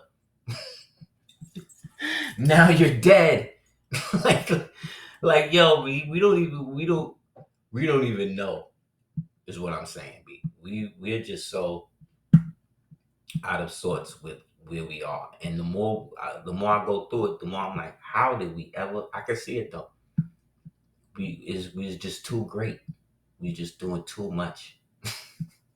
The Moors, as they say, the Moors walk too proud on the earth. But like I said, once the prophet came, that was it. That was the sign that everything was about to be a wrap. And so they had to find a way. They had to start shutting it all down. Because I showed you the Sultan from Oman already started the trade up. He already started sending everything through his own ship. Look, this was from a news clipping from the papers back then. The Moorish Sultan is said to take the ground as Caliph of Islam. See that? See? This is the first time you probably see the word Sultan and Caliph used simultaneously applied to an American. Just the Sultan is one of the first sultans ready to do business, Sultan of Oman. With the Prophet, all of them. What does it say? Say he is to take the ground as the Caliph of Islam. He has jurisdiction over all Mohammedans in Morocco, no matter what country they may be citizens. See that, Moor? That's why Moors in Europe, you fly the Moorish flag on the left, the British flag on the right. Same thing with whatever country you in. Put the Moorish flag on the right, whatever other country flag on the left. excuse me, you put the Moorish flag on the left, and then you put the hosting country on the right. So yeah, this is one of the main sultans that was trying to get busy because they already knew it was coming. Sultan Abdul Aziz established the kingdom of the Hejaz and the Hajjad, right, which applies to us under international grounds, right, because we are subjects of a sultan who's already come and already established his religious body politic and corporate, right, and he set that up. So it's pretty much a riz for everybody else. So because we're subjects of, we still have our dominion because he adopted us as members. See what I'm saying? Not only of the religious affiliation corporation, but of the divine and national movement, which is the organ of the Old Moorish Empire, of which he can claim sultanship because he sealed it up for us to be able to claim that because it's a part of our religious doctrine. See how easy that is? Most be wanting to just segregate and separate everything that's there to help them because they have something against anything dealing with something that they may not understand, like spirit or the actual force of things. None of us would know none of this if he didn't come. So, as far as I'm concerned, he is the Sultan. You know what I mean? And all of us that come after are just appointees, consecrated, anointed, and appointed to the position that he has opened back up for us to have. But to do that, we all need to be sheiks first and understand who we are as Moors who are domiciled in America, and then build our estate or state from that. But to leave any type of spiritual force or connection to God or Allah, but then want to claim the actual name of God and Allah, which is Il or Bay, something wrong with you. That's just my opinion. So again, here we are showing and proving how Muhammad, aka Hassan, aka Hitler, giving honors and respect to the Moorish American gods or kings of ancient America, right? Here go the fake Hitler in them. They had to do something, so they made deals with the Greys, right? Who are degenerate post-Praetor humans who have failed to be able to evolve past a certain point. So they locked in with them. That ain't gonna help. These niggas ain't. Greys been ain't had no power. Like I said, they don't abduct us. The war against us is synonymous.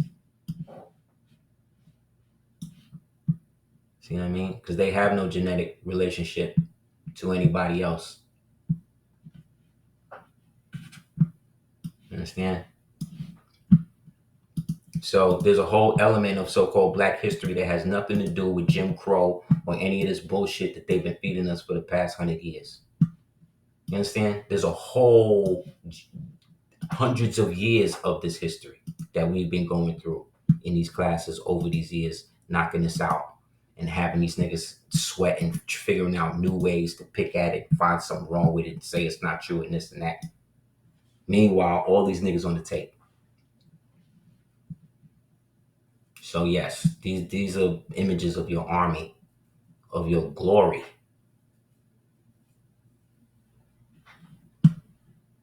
This was another sultan from the 1800s. See, of the Ottoman so-called empire. He was the sultan over Europe. See, they go to war horns. Lastly, before we go off, we're going to get into the last bit of that, dealing with your boy, Franco. And then we'll pick up. This was Axis Powers as Bold as Love Part 2. What is this? Part 3, excuse me, by the way.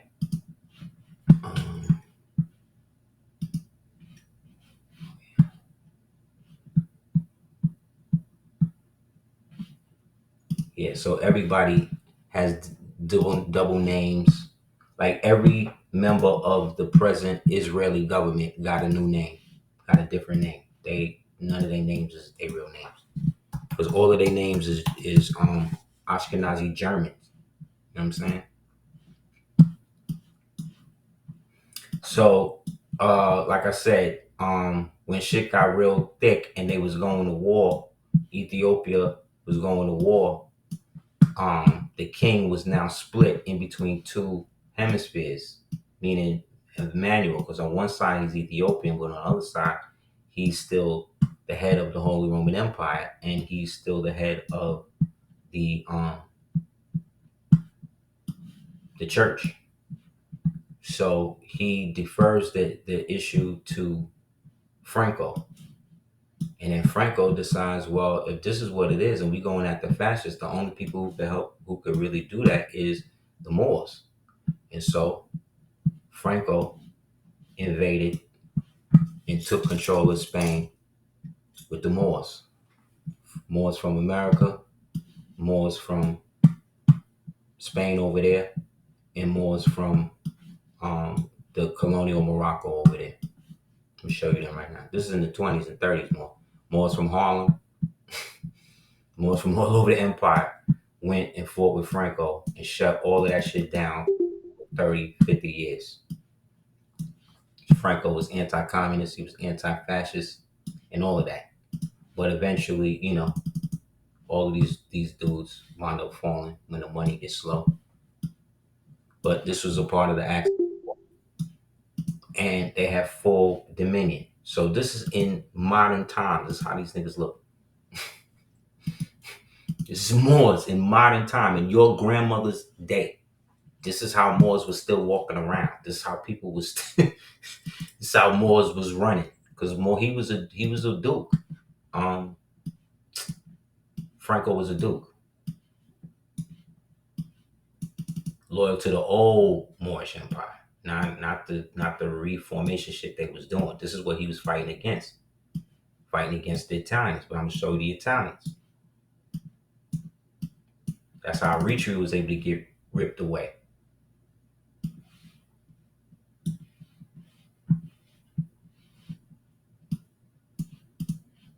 So this is in the 1900s, like this is in basically your lifetime, your sphere of influence of lifetime.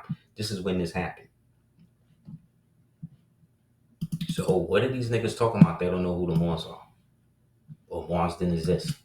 Like, what are they talking about? The Moorish Temple was around right here during this time. Matter of fact, members of the Rif and the Moroccan Empire, which was still centered here in America, was getting in trouble with the law. And so they would go to the temple and the Moors would hold them down. But how come you never see this history of Moorish Americans going and fighting in Spain? Why are we not talking about this? Taking over. You understand? Not just fighting for white people. No. We are the army. We are the ones taking white people prisoner and shooting them for disobeying what the empire and what the Moors are striving to do out here in your time. So when your grandfather and them was talking about the Moorish Marines and all of that, they would be over there fighting like this. But when they got back stateside, they would have to put on American uniforms, see, which was now being issued by the U.S. Then they go home, and now their whole home is taken over by some white people trying to charge them rent.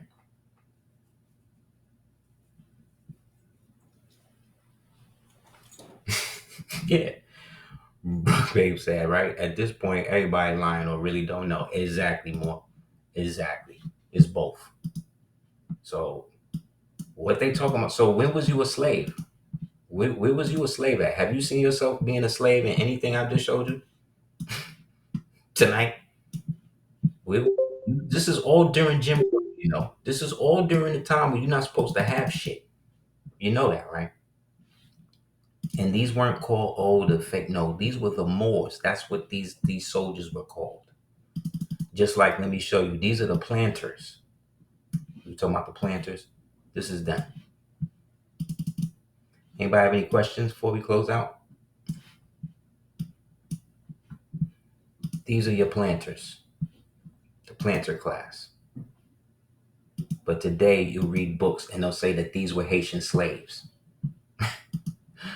Why is slaves dressed better than the better than the white people? See the redhead, see the little redhead Scottish baby in the side?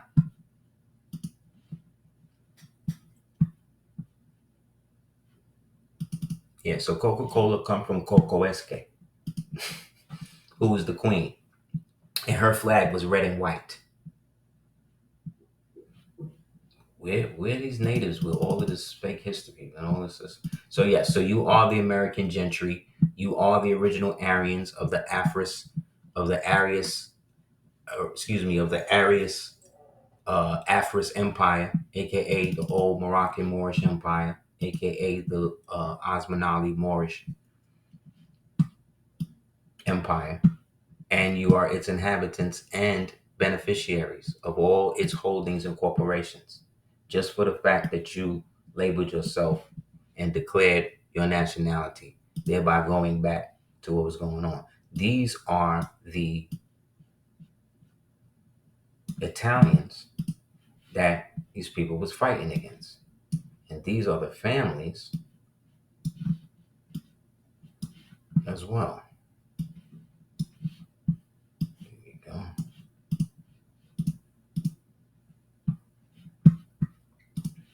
The American families. On one of these other clips, I showed a list of American kings going back about 1,000 years, it seemed like. So you can check that one for the kings list. This is the other. So here's the Italians. The Italians were under what they call the House of Savoy. The House of Savoy is a dynasty of Europe, ruling house of Italy from when? 1861 to when? 1946. See? Right when your boy Franco came through with the Moors and put the smackdown on these things. During the European Middle Ages, the family acquired considerable territory in the Western Alps where France, Italy, Switzerland now converge. In the 15th century, the house was raised to ducal status within the Holy Roman Empire. In the 18th century, it attained the royal title, First Kingdom of Sicily and then of Sardinia. Having contributed to movement and unification, the family became the ruling house of Italy. In the mid-19th century, remained so until the overthrow of the establishment by the Italian Republic in 1946. And it says what? Victor Emmanuel Fernando Maria Giuliano, right? Was November. He was December 1947. He was the king of Italy from July 29th, 1900 until his abdication on May 9th, 1946. He also reigned as emperor of Ethiopia from 1936 to 1941, right around the time when he had to bounce and go because the axis was coming down on him.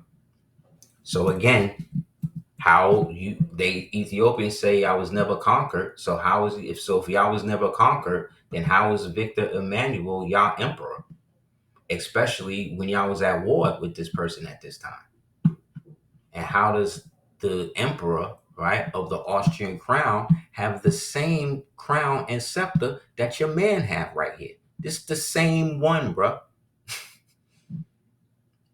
The same one. They just flopped the jewel. So this is a European / Roman / Persian monarchy that has an Ethiopian face, and that was switched up. The Byrd family, like Admiral Byrd, right, who found Alaska and all of that, right? The Vanderbilts, the Astors, got rid of them, got rid of the Byrds, got rid of the Astors. The Vanderbilts, the Rothschilds, the Rockefellers, the Randolphs, got rid of the real Randolphs, the Carters. That's Jay-Z and them. The Carters, the Forbes, the Getty. So yes, Moors, this is what's going on. Everybody's living off your estate. And they don't want you to have it. See, they say that, the image of the image of fascism is the faggot, which is a bunch of sticks wrapped around an axe, right? That's what they say, right? That's the symbol of Rome, right? Well, look at this, though.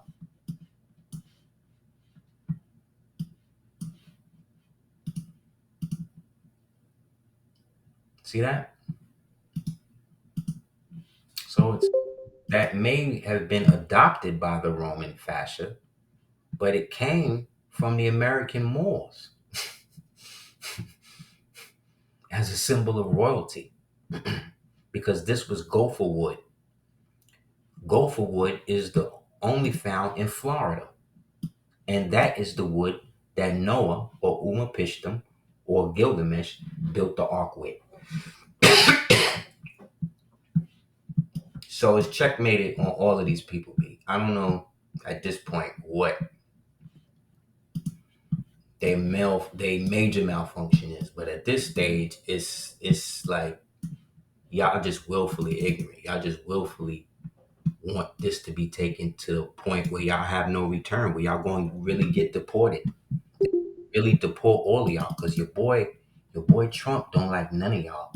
Trump was one of the first people back in the day said they don't look Indian to me. They don't look like none of the old pictures of Indians I've ever seen. So this nigga waiting for y'all. And y'all been letting the cartels use y'all reservations and shit to run drugs and all of that. Like I seen Sicario. I know what y'all doing. So it's a wrap for y'all. It's a wrap for y'all. Y'all can make all the lists and targets and all that shit you want. It don't make no difference. It's a wrap for y'all. This has been happening since the Confederacy. Since this shit that went down, two of the plantations they stole from us done burnt down. Another fake Confederate museum they was gonna make up with white people, make it like that's their culture. That a tree fell and demolished the whole shit. They are losing. You understand? They are losing. So let's stay on the winning team and keep the pressure on these dudes, man. Because in the end, it don't matter. This is America, bro. I say what I want. I identify with what I want to identify with. Anybody else?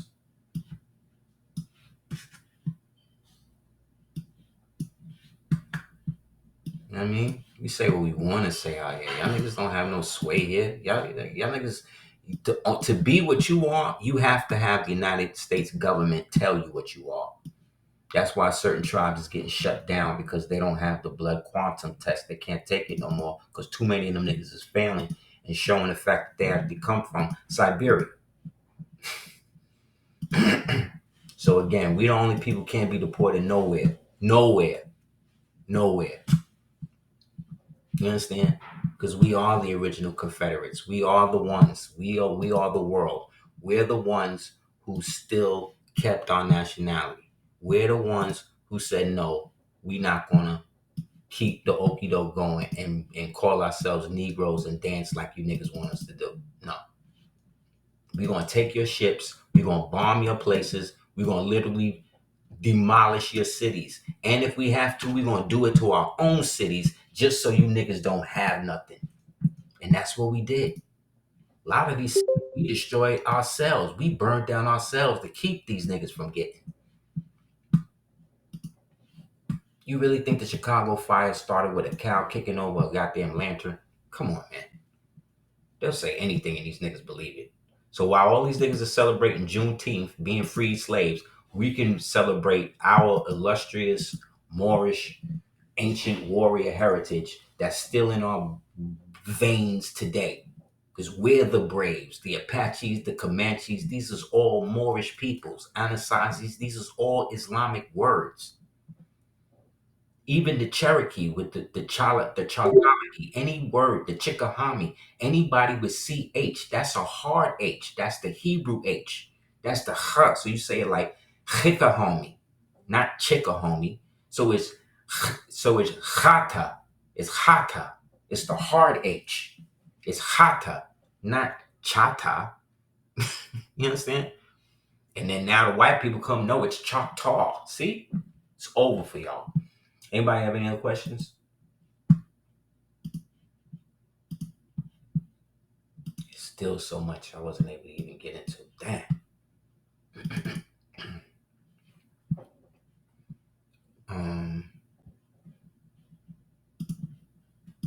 Yeah, we are All of that. That's why we got these names we got now. All of these names, they got them from us. That's why we was born the way we was born. That's why a lot of our grandmothers and them was Christian and stuff, because after the millennial reign ended, they still remembered it as it really was. And niggas was telling them that shit is a dream. You understand? They was telling them that shit was a dream when they remember the floating cars and all that type of shit. They told that's a dream. They told that that never happened. Nah, it happened, bro. It's just they made us forget, and now we remembering, and we on their head with it, and it's too much for them. And it's all done came out. So now they just feeling like, well, we just gotta just go along with it. So yeah, so they trying to remind you. Even in the new Tyler Perry joint, they had a scene in there where she take over the governor's lieutenant governor mansion, and she got to sleep in the Confederate room. There's nothing but Confederate flags and shit around there. And the black man is the butler. And when they looked at the black man, she said, well, we got to stay in here with all of this. He said, yes, this is our heritage. These are our ancestors. This is what you know what I'm saying? Like, we got these niggas, man. That's all I'm saying. We got them. So, anybody else have any questions?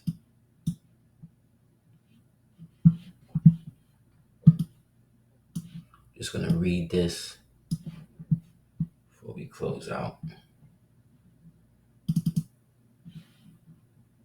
So yeah, get that book, Base 211 or Base 21. Read more about that, the Antarctica shit.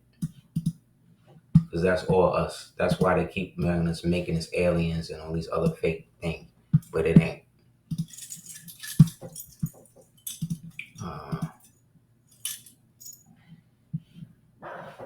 So yeah, it says, this is the third prophecy of Muhammad. So you can get this book called Islam in the West. And this is in it. And he said, Muhammad replied that the world will come to an end when the most perverse and worst people appear at a time when a part of his community will still be in an island situated in the extreme west, which is called Andalusia. That's us, Moors, us here today. This is the real Muhammad, not the fake Muhammad. This is the Egyptian, the so-called Comitian Mohammed, right?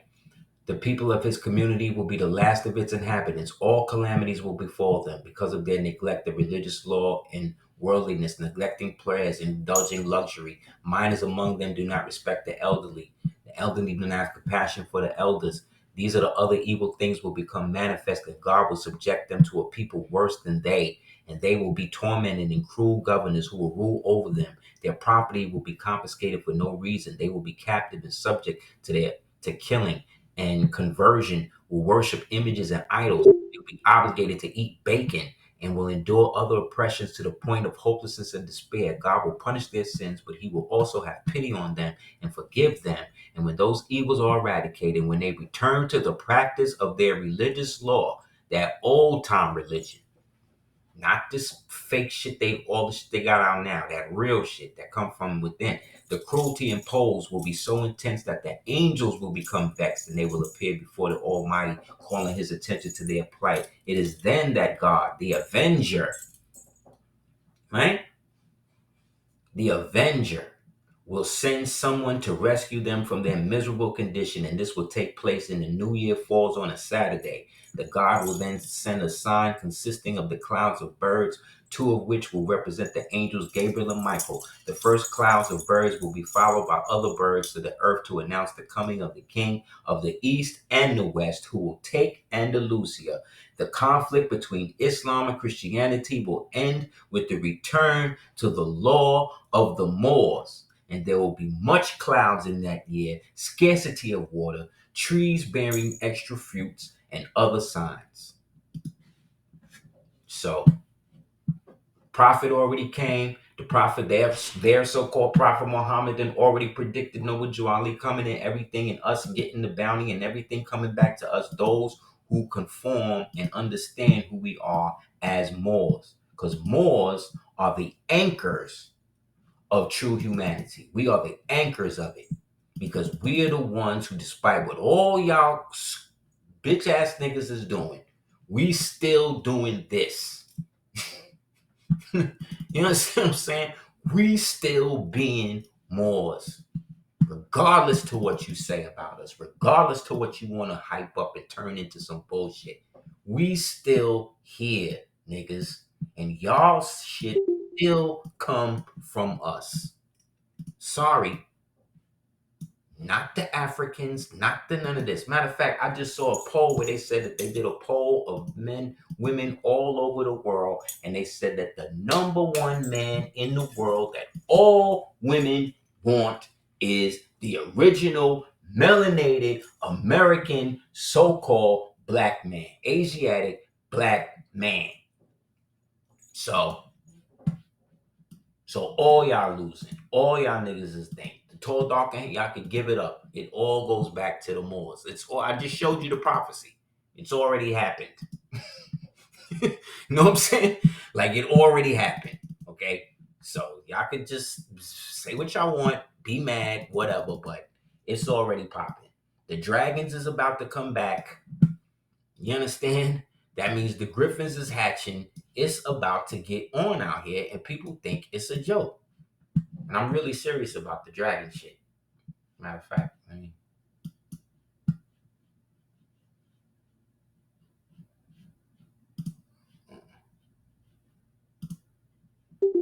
one more second. Let me pull this up. Yeah, the dragon thing is real. I wasn't able to show the Ethiopian thing I wanted to show y'all too. I'm sorry.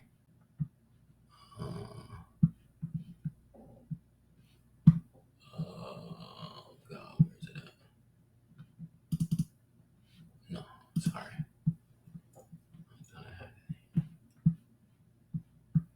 Yeah, also Native American. That means white Irish people. That's not even real. That was started by a Jewish person, Ashkenazi Jewish person. Again, assuming identities.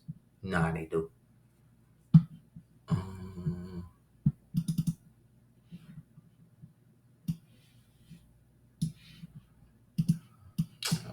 Sorry, y'all. Can't find it now. Just show this. Yeah, so the other day they found some giant dragon eggs. I don't know if it's the only other way I could say it.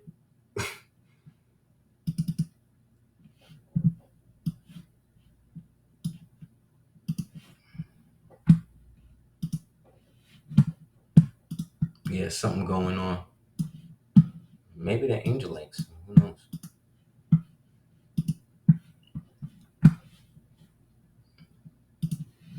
Yeah, and then we'll close. There we go.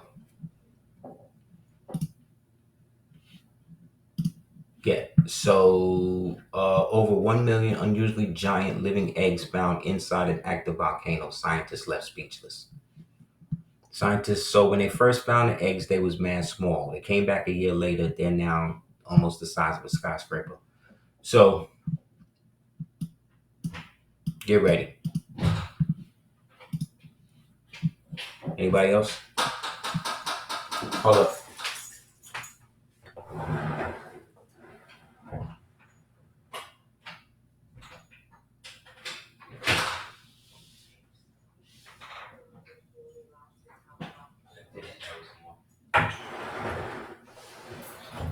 Anybody else? Yeah. I forget what monster movie I saw and they had the eggs by the volcano. But they got it. Yeah, the thing went out. Aseer? Yeah, the thing went out. But that's what happened. So it's over. Everybody come in to help us. Ingrid Cold. I can get more into that next week. My bad. Anybody else? Well, if you haven't already, definitely please check out www.aseerthedugateers.com. I definitely appreciate you if you do. You can also check out, excuse me, all my links and stuff is on www.aseer.com. So if you haven't checked that out, yeah, I think those are definitely Titan eggs. They're definitely up to something, and they're getting bigger. So we're gonna find out soon enough. Don't worry. Don't worry. Like I said, they found them last year. So a year later, they're the size of a skyscraper. So I don't know, bro. Also, if you haven't, please you can subscribe to download the app, ADOT app, right now on Apple Play. Definitely check that out. Also check out www.organics.com. Definitely appreciate that. Exactly. That, remember in Dune they were speaking without talking? That's Seraglio. That's Seraglio speaking right there. So yeah, definitely check that out. If you haven't already, I definitely appreciate you. And if you guys want to hit me up, you can do so at houseofbell@hotmail.com. And we can take it from there. If you have any questions about the processes or anything like that. I'm trying to think of anything else. Yeah, that's about it, y'all. So yeah, so next week will be the last part of this series. Axis is bold as love. So definitely thank you guys for the support. Please subscribe to the YouTube page. I'm trying to get at least to 60,000. They've been throttling me for over 20, about 20 years now. Well, however long YouTube is from 2008, that's when they started their little campaign. So if you can, I definitely appreciate it. You guys can support. That'd be dope. But yeah, so this was part 3 of Axis as Bold as Love. And next week, we're going to get to the last part. Thank you guys for the support. If you have any other questions, just, again, hit me up. houseofbell@hotmail.com. I appreciate you.